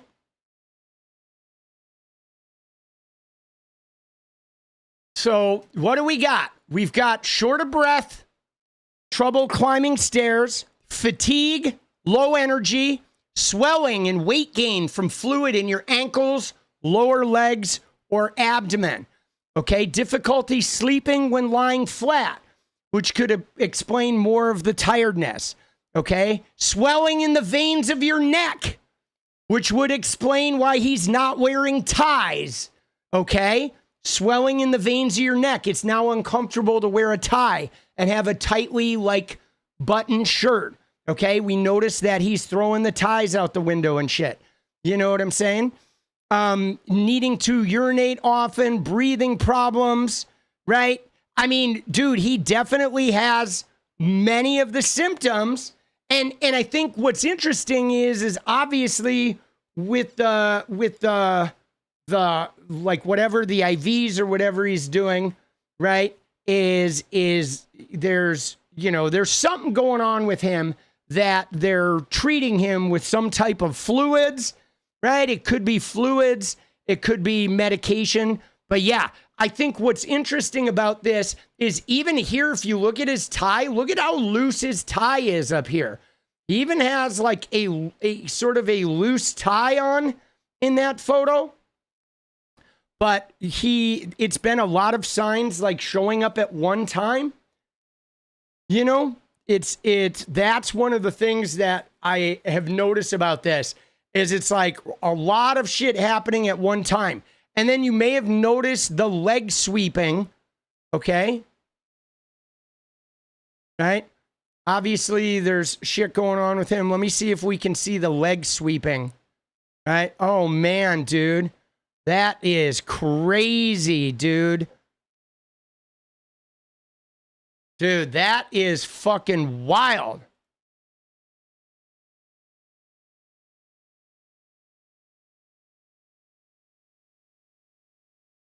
All right, let's see the leg sweep.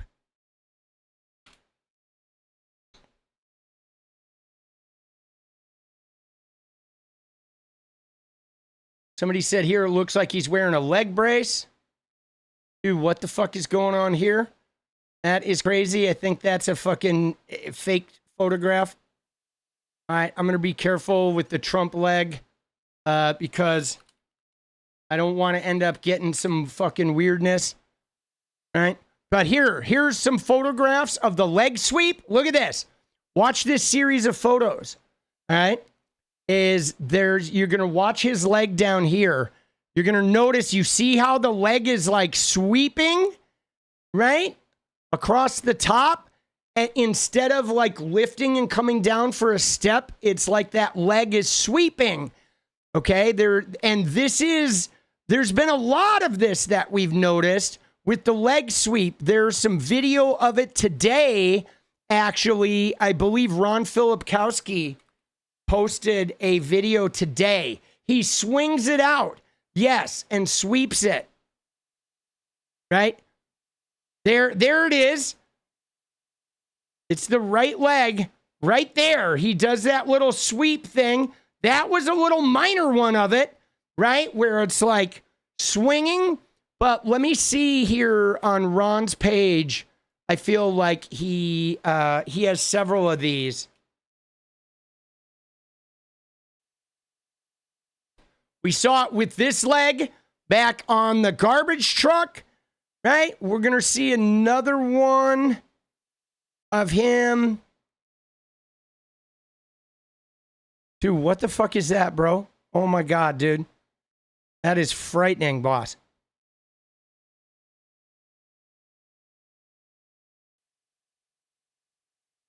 Oh yeah. This was fucking... Right? Dude, look at his gait on this one. This was way back when he was campaigning. This was last year. Right? Well, look at his gait.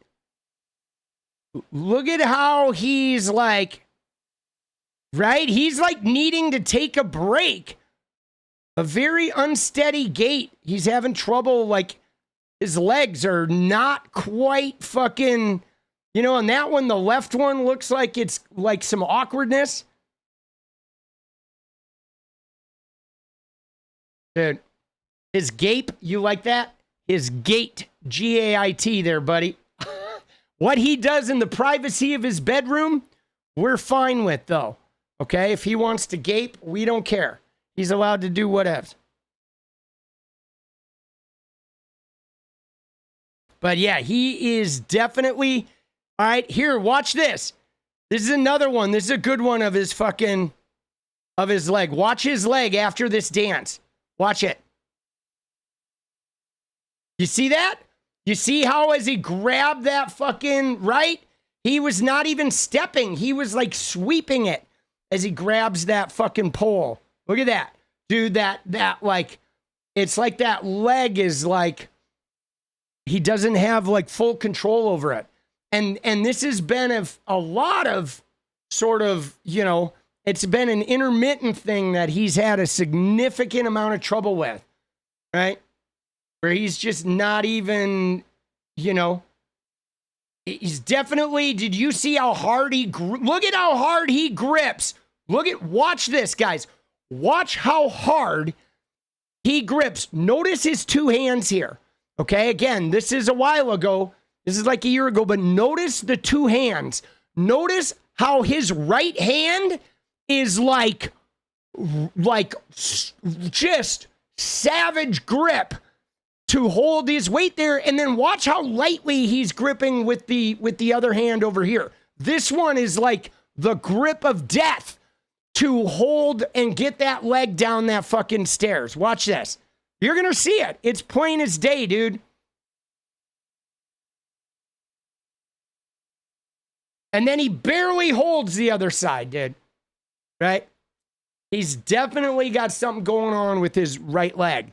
His right side, dude. Something is up with the man.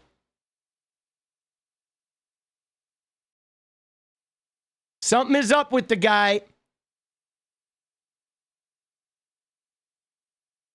Here's the photo. Dude. Oh, shit. Let's go. Dude, Joe Biden walked circles around this guy. He's decompensating. I mean, he's falling apart, dude.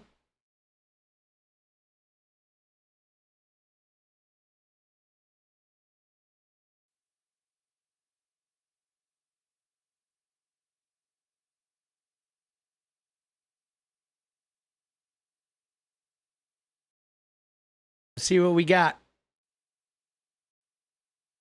You got anything good?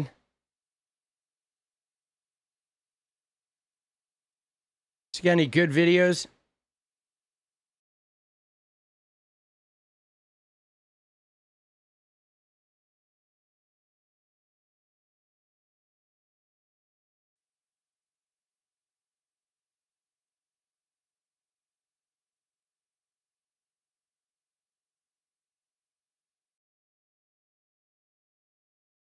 Yeah, no, something is going on. I think he's going to be dead within a year, guys.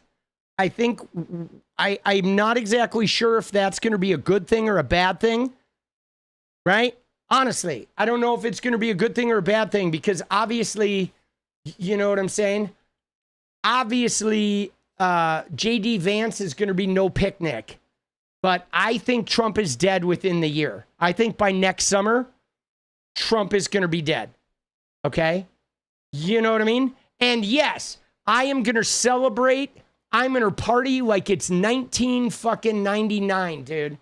When he dies, right? It's like, dude, I'm going to fucking do some fucking dance videos, right? Is there a vid link? Throw it in there, Uncle F.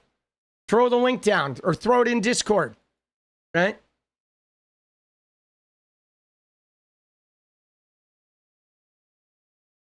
Oh, there it is. It's already in Discord. Got it. Doctor who has seen Donald Trump. Obviously, he can't. Oh, I watched some of this. We got some breaking news. There are some alarming pictures that just came out that raise more questions about Donald Trump's health. Now, I have a lot of photos here to go through, but first, we also know Donald Trump's health is not great because the White House was forced to talk about this after mainstream media failed to put pressure on them, but independent media put the pressure on and they were forced to talk about it. That's why it's so important to hit like on this video and subscribe, because we can get results the way that mainstream media and corporate media cannot. Here is Karoline Leavitt having to talk about the fact that Donald Trump is not doing well. Of caution, this concern was thoroughly evaluated by the White House Medical Unit. The president underwent a comprehensive examination, including diagnostic vascular studies. Bilateral lower extremity venous Doppler ultrasounds were performed and revealed chronic venous... She's got a purty mouth, but she can't really use it very well except when she's lying, right? Right? Fucking look at her with the purty mouth.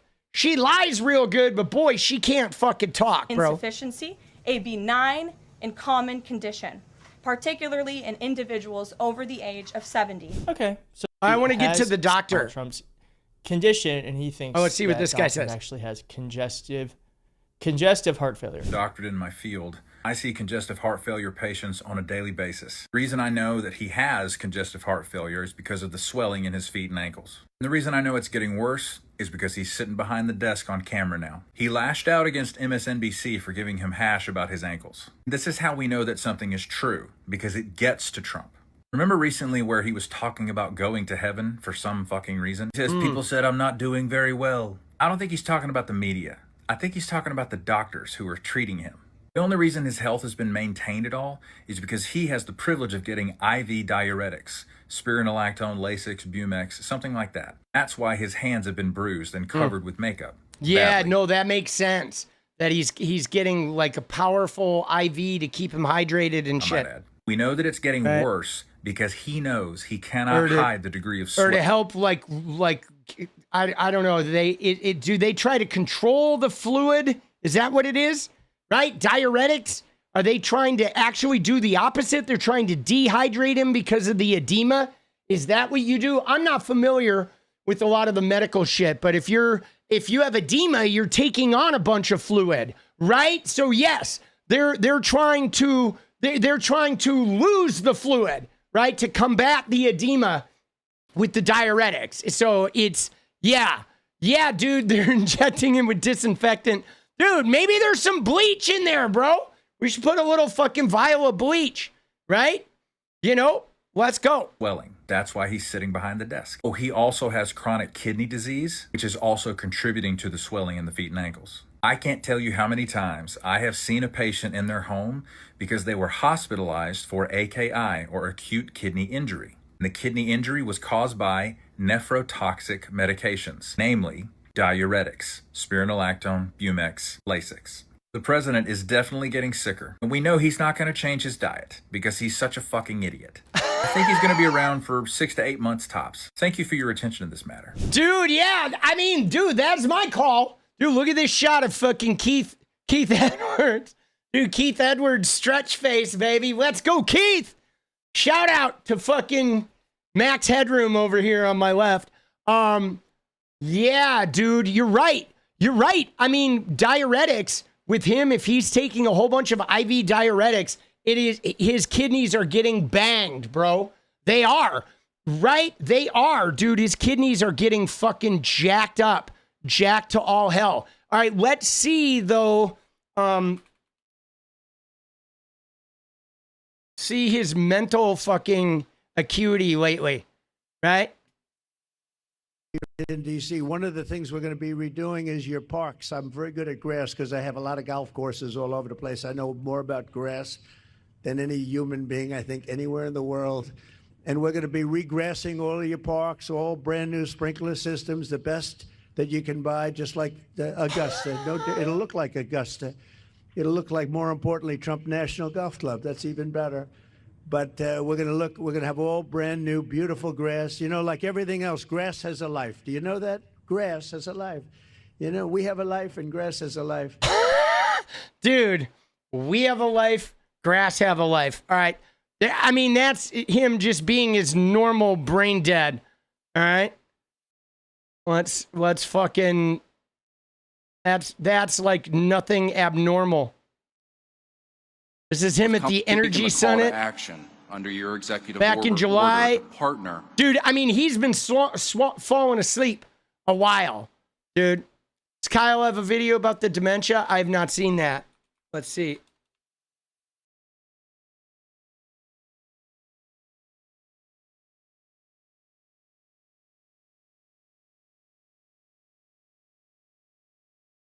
Is it this one? Is it is Trump dying, or is it specifically about dementia?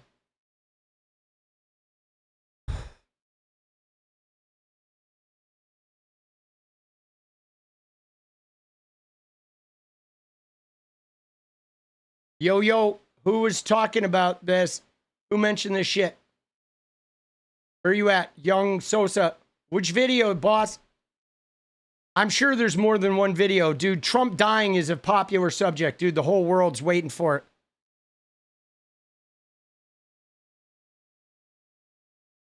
Where are you at? Speak up. All right, forget it. We're moving on. Dude, he fucking doesn't reply. You got to be quick. Oh, you find it and send it? All right, yeah, put it in the Discord, boss. We'll love you, dude. Put it in the Discord. All right? Discord is in the fucking... It's in the description down below. You'll be able to join up. Throw it in there, all right? We'll check it out.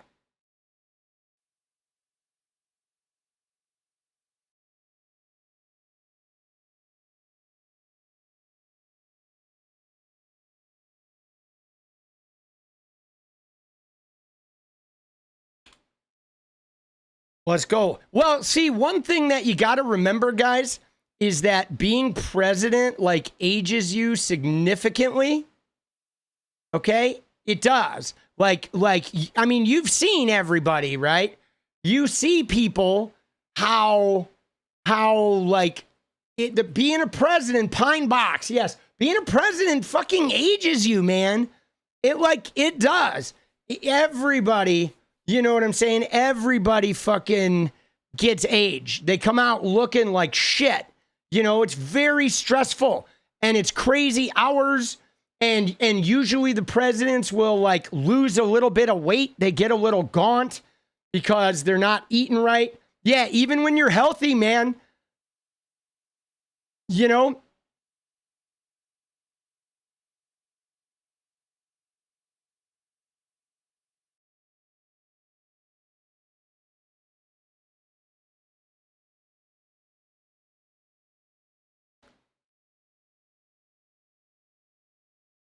Jesus, that was freakish.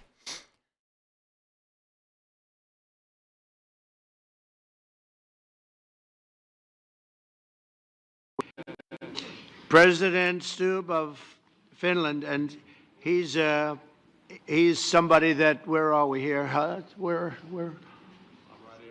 Oh, you look better than I've ever seen you look. Yeah, he tries to cover it, but look at him, dude. Dude, he's just not, like, you see him? He's gaunt, and he's sort of, like, stroking out is a great way of putting it, dude. I mean, he did sound drunk, didn't he? And he does not drink. He is a raging, like, teetotaler, right? But he is, like... President Stubb of Finland, and he's somebody that, where are we here? Huh? Where? Oh, you look better than I've ever seen you look. But you've done a great job, and we wanted to have you here because... Yeah, he's like sitting right in front of you. He's like, dude, yeah, that aspirin is hitting hard. Oh, there it is. All right, let's go, Sosa. All right, we got the fucking dementia one. We're gonna take a look. All right, y'all, welcome to the show. Buckle up for a wild ride. for this one. So in just a second, Trump's dementia has now become undeniable. I have some incredible videos for you, but shockingly enough, nobody's talking about it. Nobody's talking about the recent multiple examples of his brain shitting the bed. Dude, well said, dude. Let's get these videos, dude. Let's watch the fucking videos. Ukrainian children that have arrogance and charisma. So it almost, papers over the reality of the situation, which is that his brain is not working well anymore. Dude, his brain is cooked. I mean, dude, I hate to say this, but I feel like we knew his brain was cooked during the fucking campaign. All right? It became obvious with his rambling. Remember when he was like, childcare is childcare? Remember that fucking clip? That childcare is childcare, where like 2 minutes of fucking nonsense and he just was rambling. I mean, he was doing this shit during the campaign. Just fucking cooked. But every now and then you get these moments. Let's see this one. It's very clear that homie didn't just skip one step. He lost like 48 steps. Okay, so this happened, remember, with the whole meeting about Ukraine. Trump met with Putin, and then Trump had a phone call with Zelensky after that meeting, and then, NATO met with Trump, and we have some video from that event. And listen to this. This is crazy. So you're going to have one of the NATO members speak up about her concern about Ukrainian children basically being killed, basically being, their lives being destroyed. And listen to Trump's reaction, and you'll get a sense just how much he's not there anymore. Watch this. thousands of Ukrainian children that have been abducted. And as a mother and grandmother, every single child has to go back to its family. This should be one of our main priorities also in these negotiations, to make sure that the children come back to Ukraine, to their families. Thank you, and we did. I was just thinking we're here for a different reason, but we just a couple of weeks ago made the largest trade deal in history, so that's a big thing, and congratulations. That's great. Thank you very much. Dude, what the fuck was that? Just a couple weeks ago, we made the largest trade deal in history?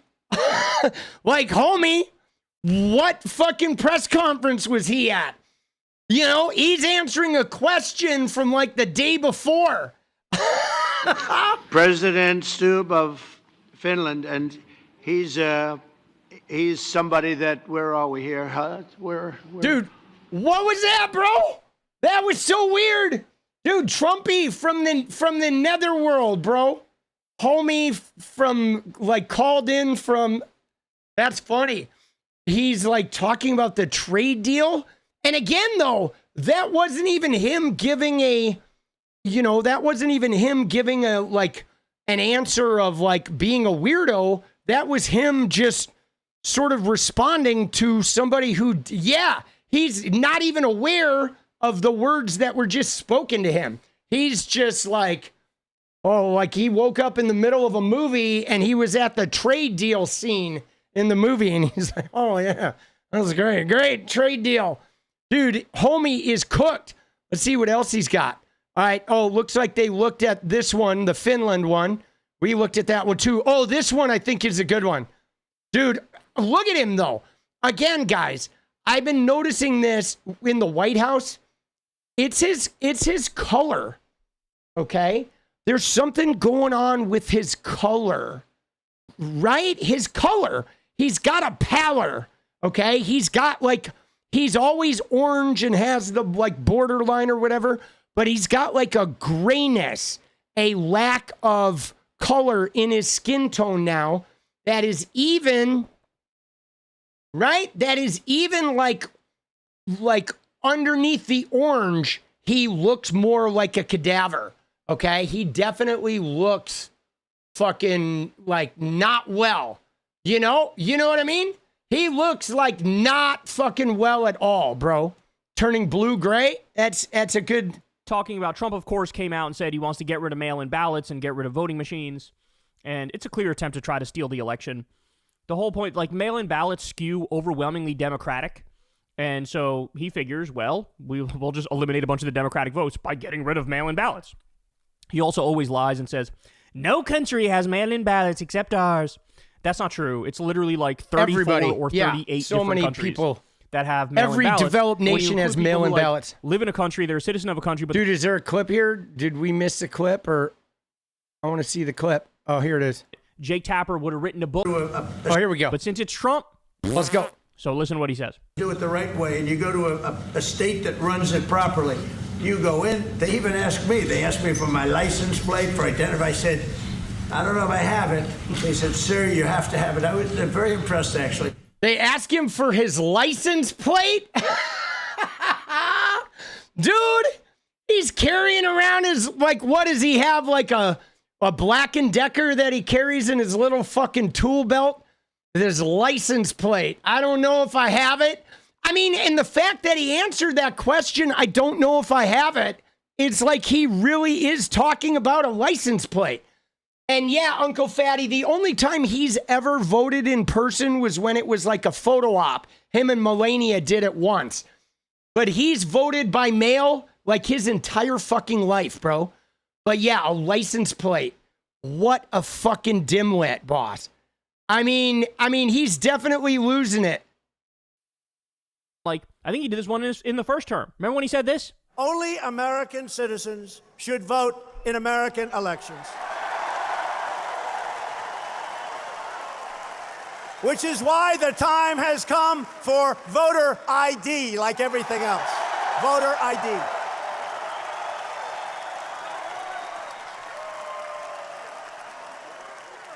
You know, if you go out and you want to buy groceries, you need a picture on a card. You need ID. No, you don't. To buy groceries? Dude, what is he talking about? You go out and you buy groceries, you need a picture on a card? Dude, what kind of groceries is he buying, bro? Dude, he's like still thinks we're like writing checks. Like, dude, I go out and use credit cards all day long and nobody ever asks for my ID. You know what I'm saying? Like, are you shitting me? Like, dude, I never use my ID. Ever. Ever. The only time I use my ID is when I go to a fucking airport, bro.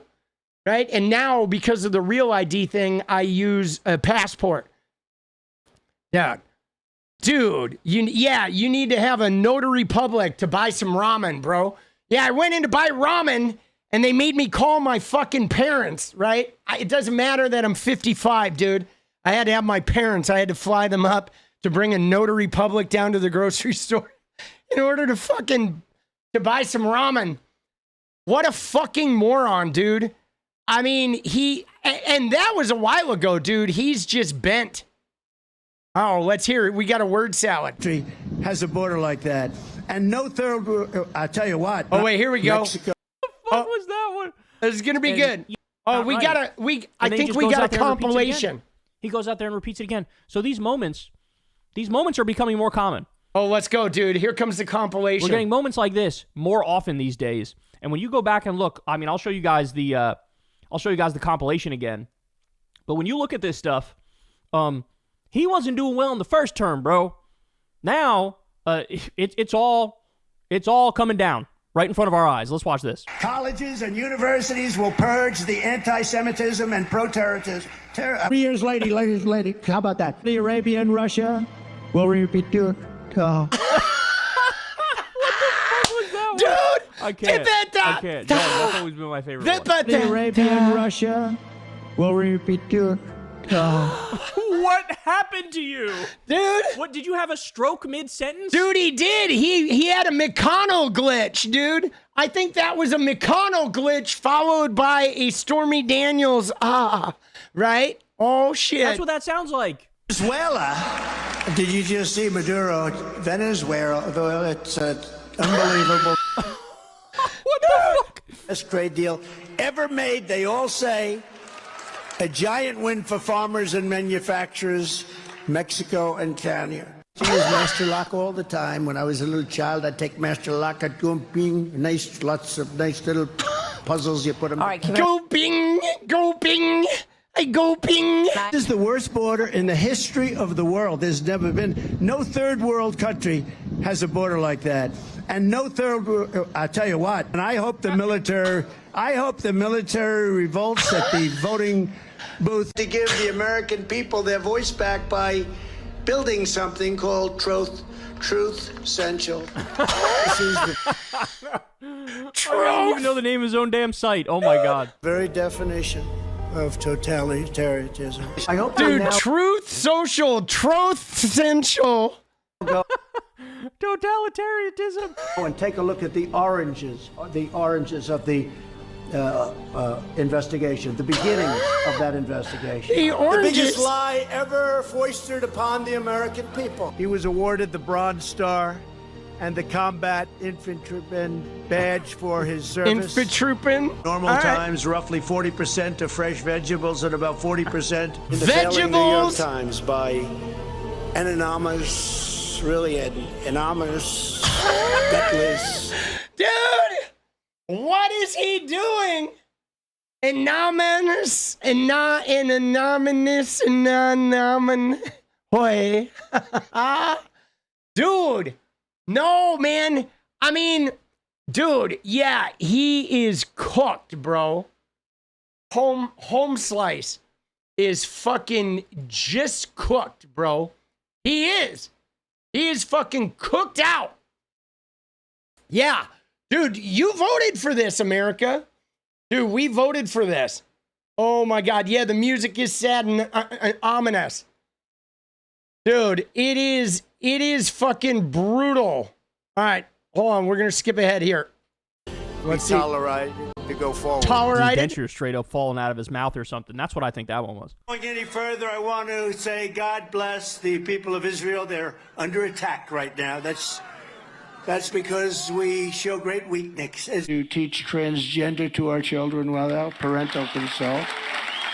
No, nobody has to have parental consent, and we will totally oppose the Biden administration at this. I will also order our government to deny entry to all communists and Marxists. Look, we have Marxists, fascists, communists. They're pouring into our country. Dude, all communist Marxists. We are going to deny them access to our country. Now, the one problem, Joe Biden's granting mass thinking, decided to shield and shelter criminal. Look.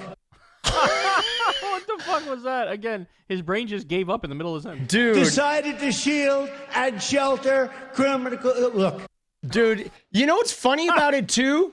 Is it's like, dude, I have seen him do so many of those where he gets lost in a word and then he just like grabs another word and fucking like tries to sort of spin it off.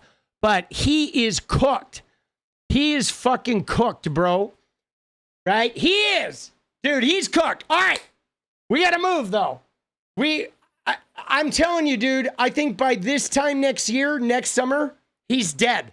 Okay? He's going to be pine boxed by next summer, boss. 100%. Okay? He is in a pine box by next summer. I guarantee it. I guarantee you, dude, homie's in a pine box by summertime next year, dude. Now we're going to have to, like, I guess we're going to have to sort of figure out what it's going to be like with the J.D. Vance presidency, okay? Because that's going to be our reality, I think. It's going to be a J.D. Vance presidency, right? That's pretty much what we're fucking dealing with, I think.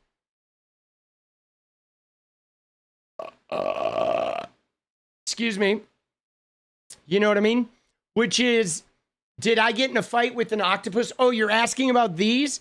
No, this is from cupping, right? I do body work every 1 to 2 weeks. I have a massage therapist that like gets all the chaos, all the Trump administration chaos out of my body on a weekly fucking or bi-weekly basis. So she does like hot stones and cupping. And so cupping is like used to break up the fascia. Rolfing, no, it's just a body worker. And like, you know, she's just a really good massage therapist, but she does a lot of cupping, a lot of hot stone work to fucking, you know, you gotta like, for me to be an effective fighter, I got to make sure I get all that animosity and all that chaos out of my bod, right? So I have a really good massage therapist. And she's also like, you know, like keeps me of sound mind and body, you know? You get big knots. Yeah, so the whole point of the cupping, right? Like, so the point of the cupping is it breaks up the fascia, right? The fascia is the top level. And then once the fascia gets broken up, she can get in there and fucking move shit around. I am a little bit of a hippie, guys. I mean, I'm really into body work and meditation and that type of metaphysical acupuncture. Dude, I did a lot of acupuncture. Like when I first started my Fortnite streaming career, I did a lot of acupuncture to sort of align my energy to be able to, like, I don't know, catch on, if you will, right? You know what I'm saying? Like you want to blow up, you want to catch on, you want to like expand, you know, in the universe. You got to get your energy aligned, right? I'm into that stuff, right? So I tend to do that kind of stuff. But now I have, like, there was a woman I was also seeing who did visceral work, which is a little more like Reiki, but I haven't been seeing her for a while. But I have a massage therapist that I go to every 1 to 2 weeks, like regularly. That's like my big personal sort of expense. And, you know, it's supporting a small business person here in town as well. But yeah, she's amazing. Dude, she's like one of the best massage therapists I've ever had. So she makes like, you know, scented tinctures, and then she does cupping and hot stone work and fucking goes to town on like clearing everything out. You know what I mean? So it gets gritty up in here, boss. It does, dude.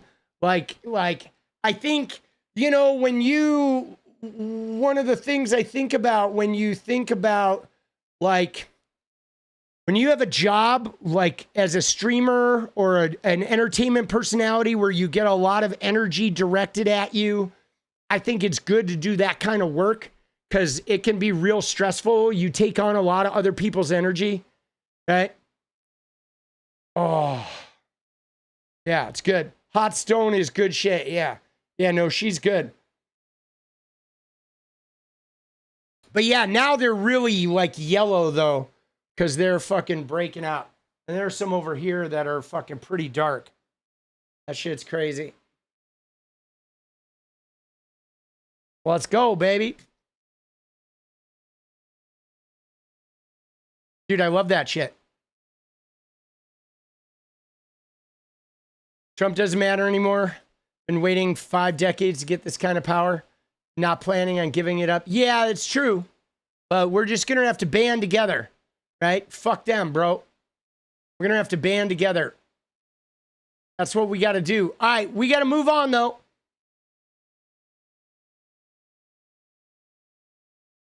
Dude, I heard some rumors. I want to look into the Trump media shit.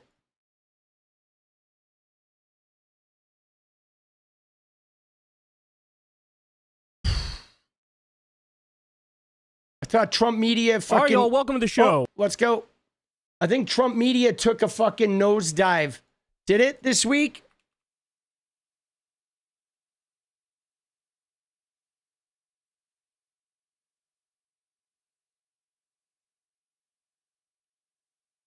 Dude, this is crazy. The town is 8,000 people. Look at this. Hundreds of people showed up to see State Rep James Tellerico speak. The town has 8,000 people and voted for Trump by 50 plus points. This is the kind of energy we need, guys.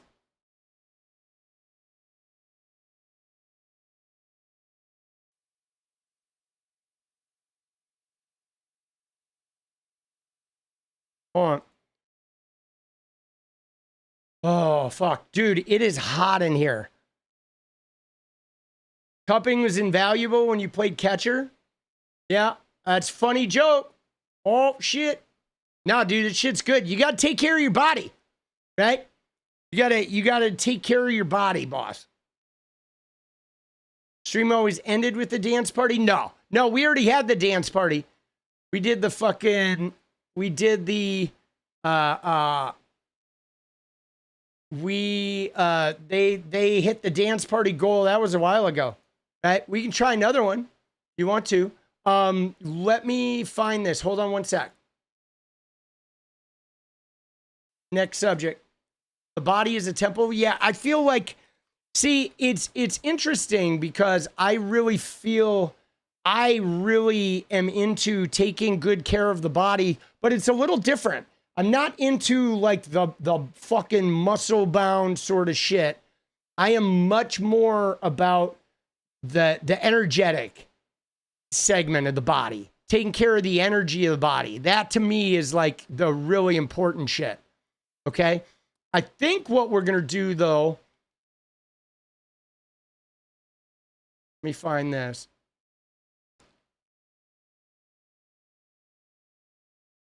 You got to stay in, baby.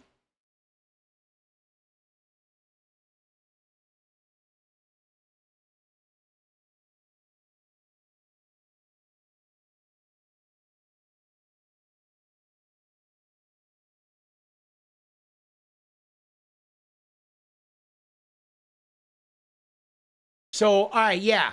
So let's look at Trump's ventures. Trump Media. Yeah, no, we're going to look at that. Okay. 1787. All right, so let's look at Trump Media here. Look at this, though. See, this is what's wild about this, though, because, hold on here. There we go. So if we look at it, when did it start? Let's get a picture of Trump Media. All right, when did it first come out?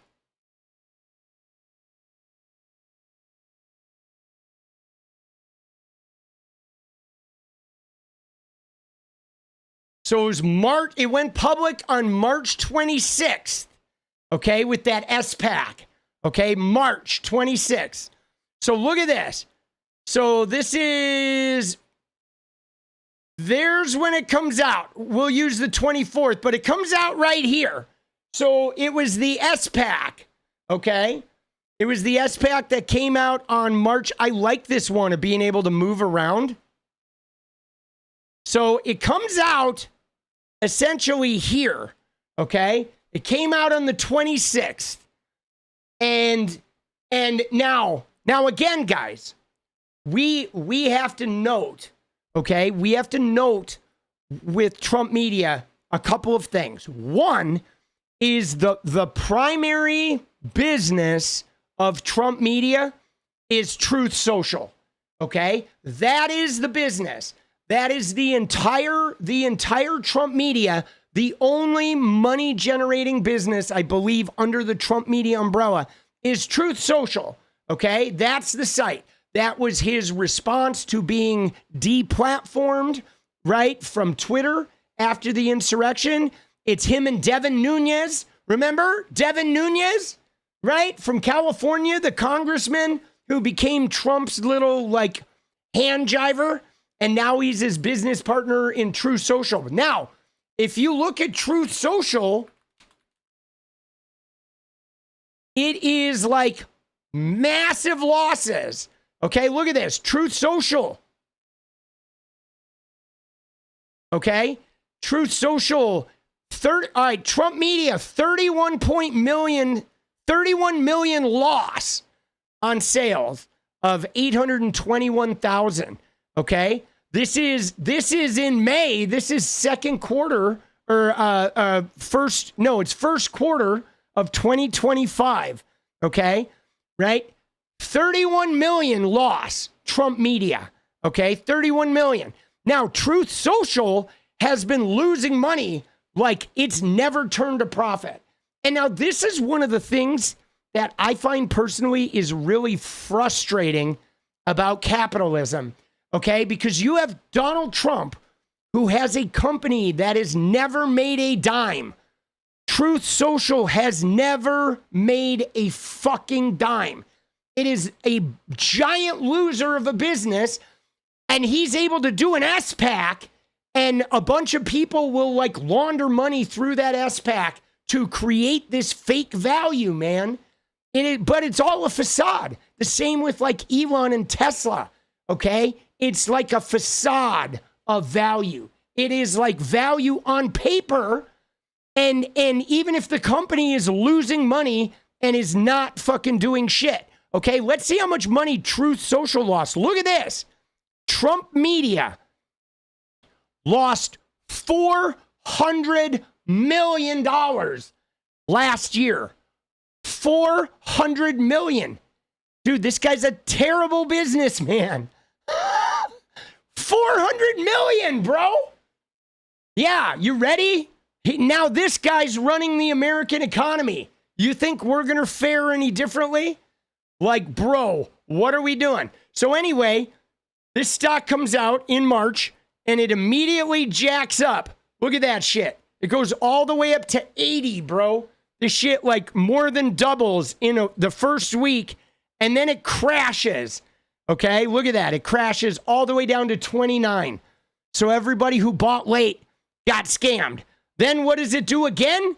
It goes up and it peaks in May. It goes up to a high of 56. And guess what? A month later, it crashes. Dude, you noticing something, guys? How all of his media, it just like, it goes up and then it crashes. And they do a sell-off every time the shit goes up, right? And he is just pocketing, yes. And everybody who invests it is just getting hammered, okay? Then it goes up again. And then look at this, dude. It crashes. All the way down to 13, bro. From 80 to 13 in 6 months. 3 pump and dumps in 6 months, okay? Then it gets pumped all the way up to 39, and then it crashes again, right? Then it like goes up to 43. Oh my God, dude. By April of this year, it's all the way back down to 16, bro. A brief spin up to 25, and now it's down at 1787. But look at this, dude. It started over here. It started up there. It's like down half, less than half of where it opened. And it's down, 60, what is it? 17 out of 80. It's down 80% from its maximum in 1 year, guys. In 1 year, bro. Dude, this shit is just tanked. But again, it's like you see those serious swings. This is not an accident, guys. This is like some type of either money laundering or definite like market manipulation. But this looks like what they do to crypto. And yeah, dude, what is his coin?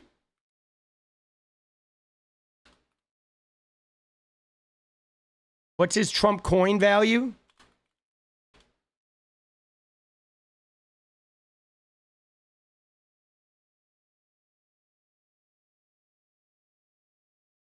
Oh my God, dude. Look at that shit. It initially started, what did it start at? What was the starting price? Was the starting price fucking 28? Is that where it started? Did it start at 28? Dude, look at the Trump coin though, bro. That's brutal.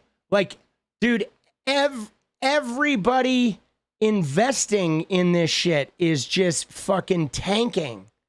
You know what I mean? Everybody investing it is just tanking, bro. 1 month, dude. You know what I mean? I mean, fucking anybody who put money into this. You could have got it as low as $4 for a short period. Yeah. I mean, you invest in Trump, you're gonna fucking get burned. As you should. But isn't that crazy? It's down to 841. So it says it's up 596%. So it was cheap in the very beginning, right? It went from fucking 10 to 80 and then it got dumped, right? Everybody could buy it initially. And then if you sold it off in that first 2 days, you would have been all right. Yeah, is there a Melania coin? But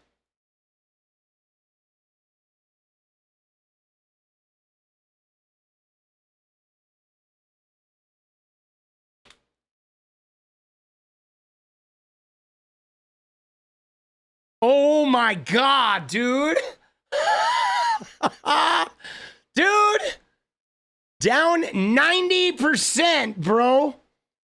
Oh, Lord. Look at that curve, guys. Holy shit.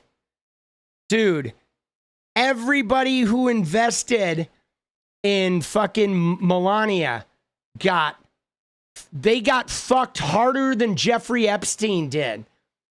Oh, Lord, bro. Dude, 18 cents?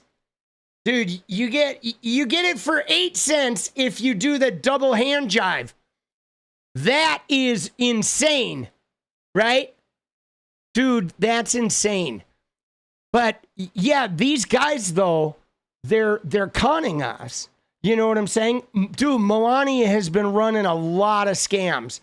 But one thing we notice though about this, one thing we notice is how Melania's coin got pumped and dumped. Okay? Trump's coin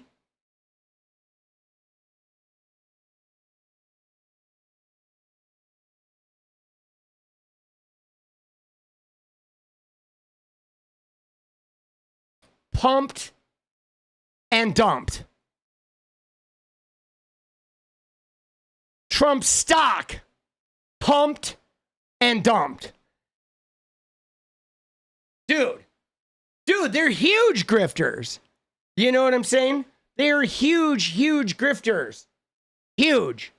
Insane grifters. Right? Dude, CoffeeZilla, I bet he did a good one. Dude, he does really good shit on the crypto. Right? I can't really do crypto fucking stories because I'm a little too much of a boomer. Dude, this graph is kind of his popularity, isn't it? Dude, this is like his approval rating right now, dude. Which is like in the fucking shitter, boss. Jesus. Yeah, again, though, you know what's messed up, though, guys? Is he shouldn't have any of this. He is a president of the United States with a stock ticker and with 2 meme coins for himself and for the First Lady. And where's Congress? How are they allowing this? That people like Russian oligarchs can just funnel him $1 million, $500 million. No problem, right? And then they can just fucking sell it off. It's like, what are we doing, man? You know, Jimmy Carter divested of his peanut farms and like he literally is getting, he's getting the $400 million airplane. He's like making deals right now for hotels and properties in the Middle East. Okay. And he's got an active stock ticker and 2 fucking crypto coins. Like, dude, this is outrageous. This is outrageous. And anybody who invests in him is literally just fucking losing their ass. They are getting clowned, bro. Clowned. Dude, Chronic, that's 400 billion, bro. You added three zeros. 400 million, baby. The plane. Right? Not 400 billy. Dude, that would be nuts. Dude, I don't even want $1 billion. I just want a couple milli. Dude, seriously, give me like 2 milli and I'll be like vanilla, right? Right? Give me 2 milli and I will be vanilla. Dude, don't hate me for that, all right? All right, we're moving on. Last but not least, I want to talk about Jim Jordan, okay? I want to talk about Jim Jordan because he went on Fox News today and about the Ghislaine Maxwell tapes, and I think this needs to be addressed, all right?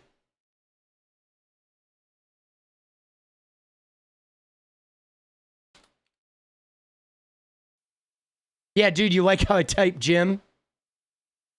Yeah, here we go, dude. We got to talk about this. All right, let me see if I can find Jim Jordan's whole bit. Let's see if we can find it on YouTube. But we got to address this, guys. This is like, we got to address. Oh my God, her take is talking about Joe Rogan? No way, dude. Oh shit. Oh, we may have to watch that tomorrow, dude. I love the brain dead her take girls. Dude.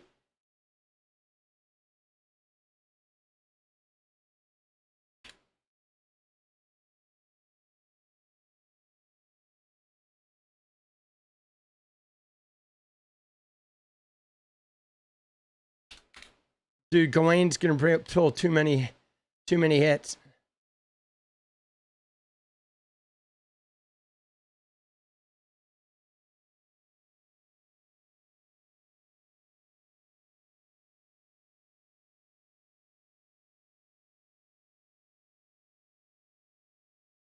Dude, what is it? The big weekend show?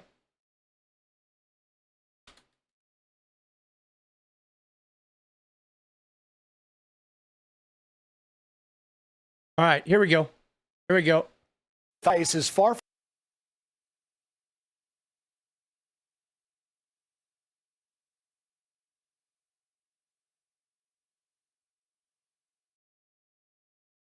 Oh my God, dude. Look at Trump, dude. As President Trump Look at Trump. eyes the Windy City's crime crisis. Remember what we were talking about him looking like shit? Look at this video. We're going to make our country very safe. We're going to make our cities very, very safe. Chicago's a mess. You have an incompetent mayor, grossly incompetent. Dude, look at him, bro. Fucking death. Dude, he is death warmed over, man. That's what my mom used to say. All right, so I don't see Jim Jordan on that one. This is Jim Jordan on Hannity. No, that's about Bolton. All right, I guess we're going to have to get the clips on Twitter. Okay, it looks like we're going to have to get the clips on Twitter. All right, but so anyway, Jim Jordan talking about Donald Trump and Ghislaine Maxwell and the Epstein files is particularly disturbing, okay? Because Jim Jordan is out here now being a spokesman on Fox. He's like phoning it in, saying, oh yeah, Ghislaine exonerated Trump. Nothing to see here, right? No Epstein files, no criminals. We got to just move on from this. But Jim Jordan is tied to one of the most notorious sex abuse scandals in history with these Ohio State wrestlers when he was an assistant coach at Ohio State. Okay? So we have to like juxtapose here what's going on with Jim Jordan coming out being this spokesperson, right? Of like, you know, Trump is innocent of sexual abuse. This shit is not good, boss. We'll see. What I know is they didn't release parts of the transcript. They released the whole transcript. And you know, so you can go through the whole thing.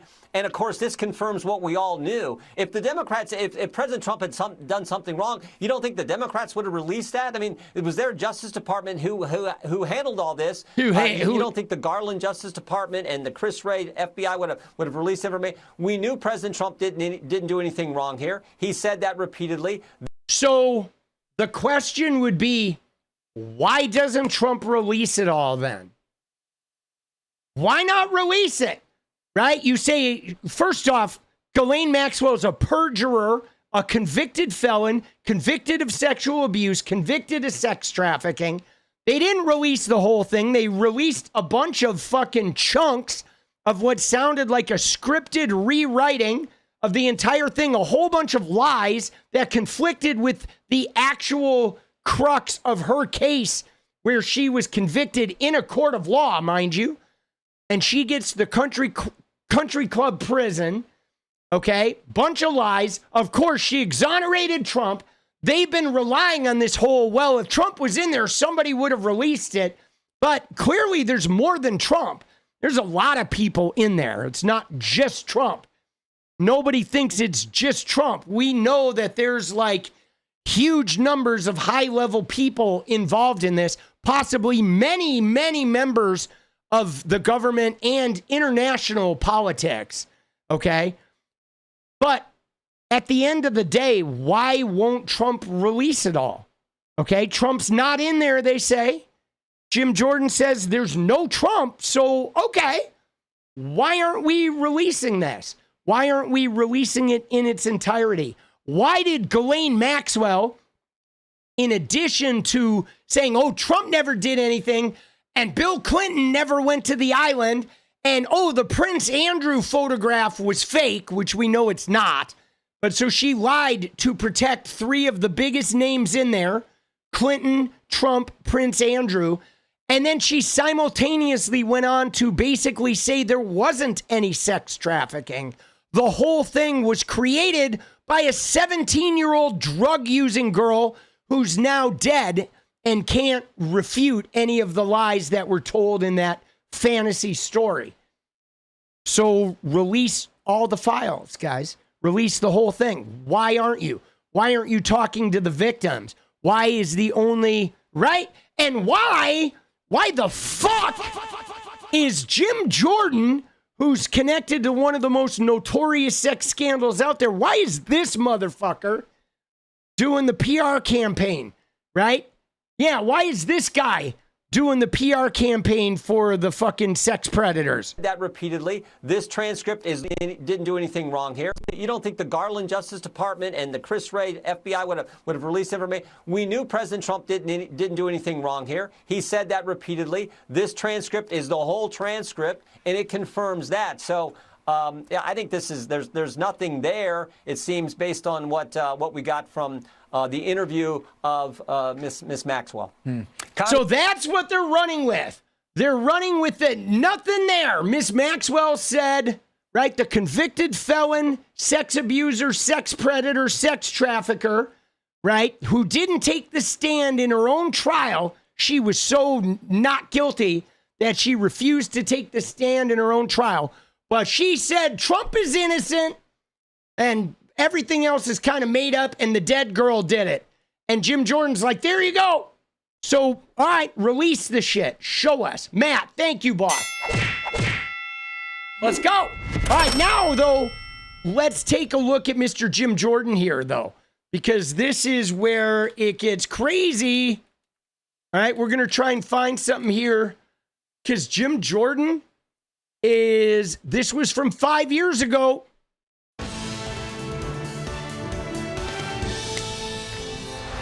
A college wrestling referee says he complained to Ohio State University's wrestling coaches about sexual misconduct by one of the team doctors, but they did nothing about it. One of the assistant coaches at the time was current Congressman Jim Jordan. Ha! Surprise, surprise. Jim Jordan was one of the coaches at Ohio State when one of the Ohio State coaches was sexually abusing the male wrestlers. They complained. They told the fucking coaches Jim Jordan knew about it. He did nothing.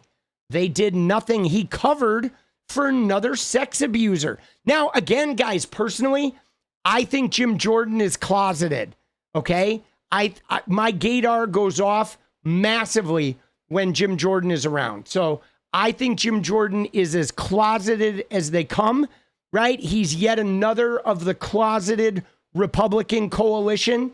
The 𝗙ecie𝗶𝗆𝗆, without a doubt. I don't know why that makes them so, like, connected to sex predators and covering for sex predators. I don't know what it is about that, right? But the fact of the matter is this guy was involved in one of the biggest sex scandals out there with plenty of witnesses. This guy who disobeyed his subpoena, he didn't respond to his subpoena for J6. Yeah, the team doctor. Okay, the team doctor. My bad. I thought it was one of the head coaches. But thank you. You're right. It was the team doctor that was molesting. I stand corrected. The team doctor was molesting, and the coaches didn't protect the guys. The claims are part of a lawsuit filed this week by 43 men who say they were sexually assaulted, abused, molested, or harassed by Dr. Richard 𝗪𝗏s. 43 wrestlers. 43 guys. You know what I'm saying? And yeah, hey guys, listen to me. Don't mishear me. I'm not saying there's a connection between being gay and being a molester. There is not. Okay, one of the brothers who fucking sexually abused me, one of them was very straight. Okay, it's like sexual abuse isn't about, it's not about being straight or gay. I'm talking though about how Jim Jordan is a closeted gay man, and it seems like closeted gay men are profoundly protective of sex predators, like in the Catholic Church, whether it is in Congress, right? And I don't know why that is.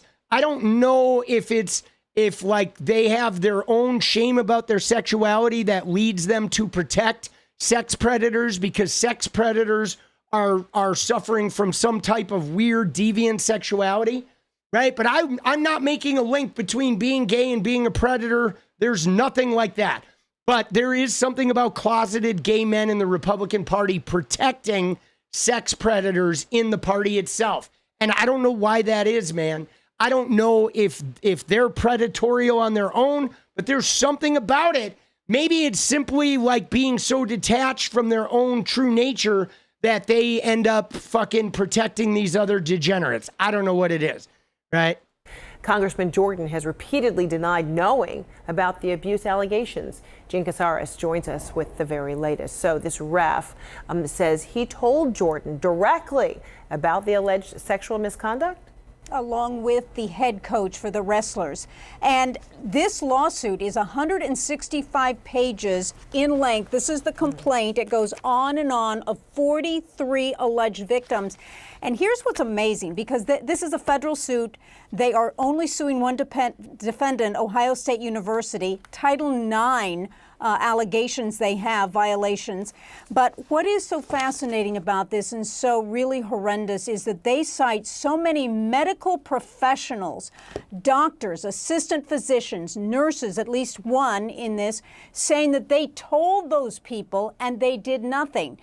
They talk about just a scenario one after the other. It's all the same. They would go in as a patient and they would have something wrong with them, but the doctor would immediately look at and assess their private parts. Dude, and it went on from 1978 to 1998. Jesus. Now, one of the alleged victims... Dude, you go in with like a pulled hamstring and the doctor's like fondling your fucking sack, bro. What is this guy doing? Like, what kind of world do we live in, man? He was not a student. He Get was some a paid fucking referee. therapy. And he said in 1994 and 95, he was refereeing a wrestling match. And that is where Jim Jordan was an assistant coach. And after that, the ref went into the public sauna, shower, and he saw Dr. 𝗪𝗪s pleasuring himself in front of everybody else right there in front of him. He said something to Dr. 𝗪𝗪s. He walked out of the shower, and according to this accuser, he went to the head coach and the assistant coach, which was Jim Jordan, and said what he just saw in the shower, and the response was, yeah, that's 𝗪𝗪s.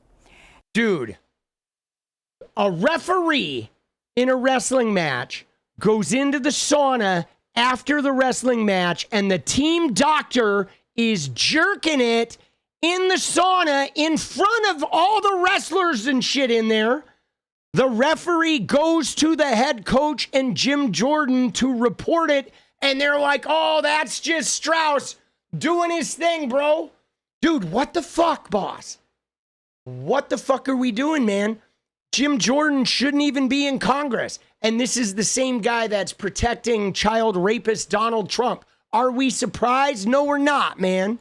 And so the allegations are that many, many people knew about this, but none of the accusers believed they were actually being sexually assaulted. They just thought he was a weird guy. Over and over, the victims say that. Now, the attorney... I mean, part of this, guys, you know, what Hernan is saying is true, that, like, it's not even so much that like, society tells young men that they can't be victims. I mean, it does. Certain parts of society, incel do, but society tells young men that they're supposed to bootstrap, like at all costs, right? They're supposed to shake off any bad things that happen to them. You're not supposed to dwell on it. You're not supposed to be in touch with your emotions about it. You're not supposed to share your emotions. They tell young men to be stoic and to stuff it and to bootstrap and just push through it, okay?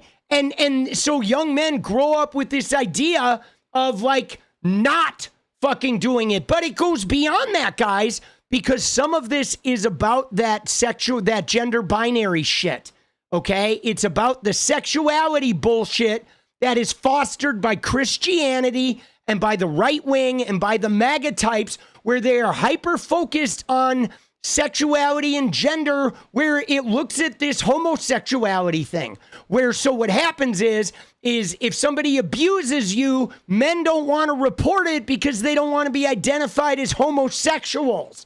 Okay, they don't want to be tagged as homosexuals because we live in a society that demonizes homosexuality or demonizes male-on-male contact, which creates an environment where male predators can just predatorize, right? They can fucking be predators against all kinds of other men. And the society created will prevent men from reporting it because they're afraid to be outed as gay, because gay has become this negative label, okay? And that's a thing that the Bible banging bullshit fucking like gender binary fucking heterosexuality sort of culture has created. And this is like, it's got to stop, man. This fucking bullshit. It's got to stop, dude. Young men just get fucking abused over and over and over and over again because we've created this gigantic, like, gay-fearing umbrella that allows these predatory men to do this shit, right? Because they know no one's going to ever report it, right? They know it. They know it. Guys will fucking take that shit to their grave, dude. And it's bullshit, man. It's fucking bullshit. And Jim Jordan is bullshit. And this guy should not be vouching on Fox News for fucking rapist Donald Trump, man. For the alleged victim, Sean Smith says, quote, "This is not a political issue in our estimation. This is an issue about Ohio State. This isn't about Jim Jordan. He happens to be a witness. He just happens to be a name of a person who was present." And a representative for Jim Jordan says, "Congressman Jordan never saw or heard of any kind of sexual abuse, and if he had, he would have dealt with it. Multiple investigations have confirmed this simple fact." Yeah, and I tend to disagree because look at what he's doing for Trump. He's not dealing with Trump. And Trump is clearly abusive and clearly involved with Epstein and clearly involved with all kinds of sexual deviancy. And he's not dealing with it. I'm sorry, Jim Jordan, you're not dealing with it. You're a bullshit artist. And the ramifications of this for the ones that were allegedly assaulted. Some committed suicide. Many dropped out of school. Many did not go on. Many have had this haunted. They've questioned their own sexuality since they were in college. Now, Ohio State responded to this massive suit with a statement to CNN. They said Ohio State has led the effort to investigate and expose the misdeeds of Richard Strauss and the systematic failures to respond, and the university is committed to a fair resolution. And they also are providing therapy for these victims, but they are asking for monetary damages and Title IX allegations to be deemed violations. Yeah, see, and again, they just pay money and make this shit go away. But yeah, so we have Jim Jordan, we have a predator protecting another predator. And it's par for the course, man. It is literally par for the course, boss. All right? It's fucking bullshit, dude. Jim Jordan should get a 9-iron, baby. All right, that being said, though, it's time for me to go make some videos. All right? We're going to go make some videos. Let's go. Time to get edit mode ready. Yeah.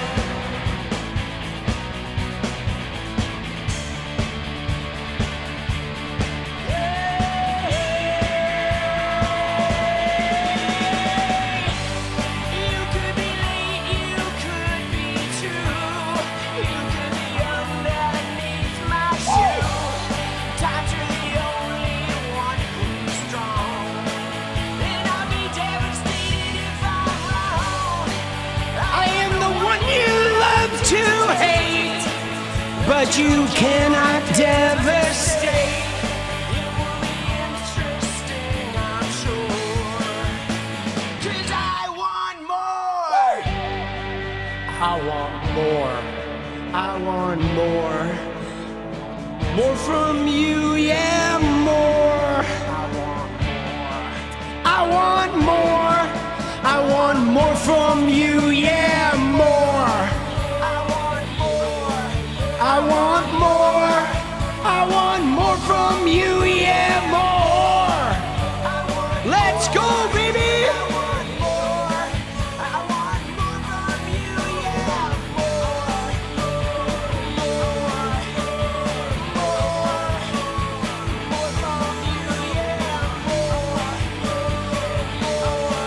I want more. I want more from you, yeah, more.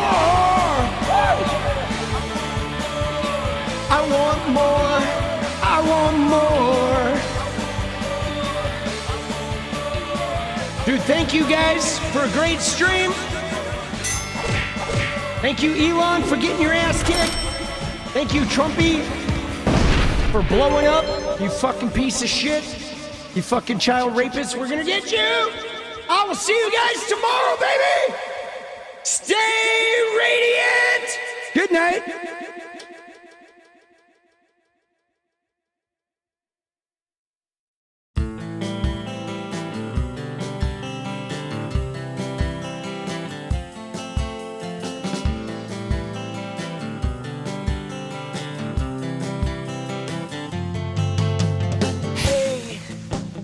I just wanna change the world.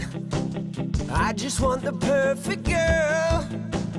I don't wanna hang around, I'd rather be found. It gets better, I wonder, my pleasure together. Everyone's waiting, anticipating.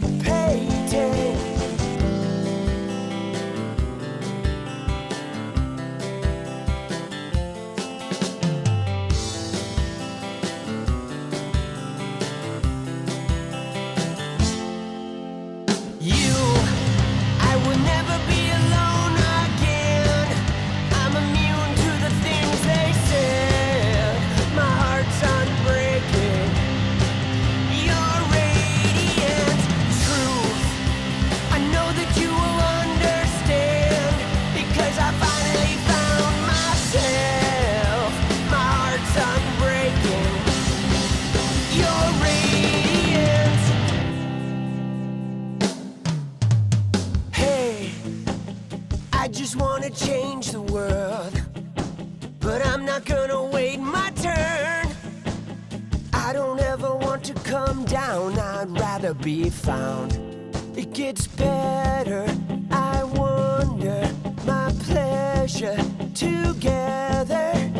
Everyone's waiting, anticipating.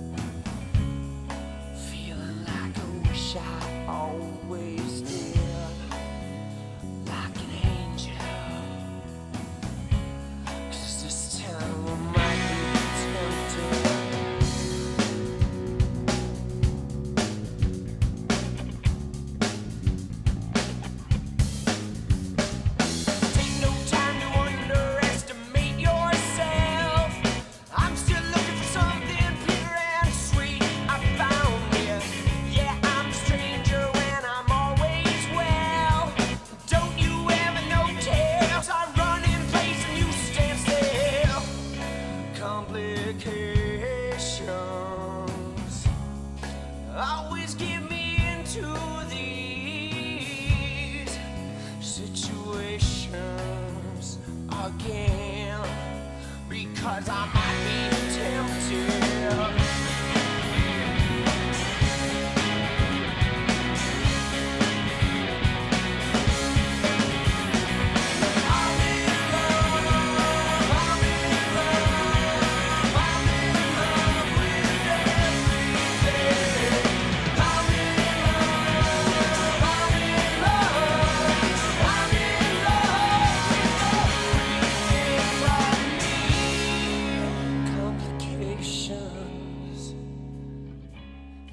Always get me into these situations again, because I might be tempted. I'm in love.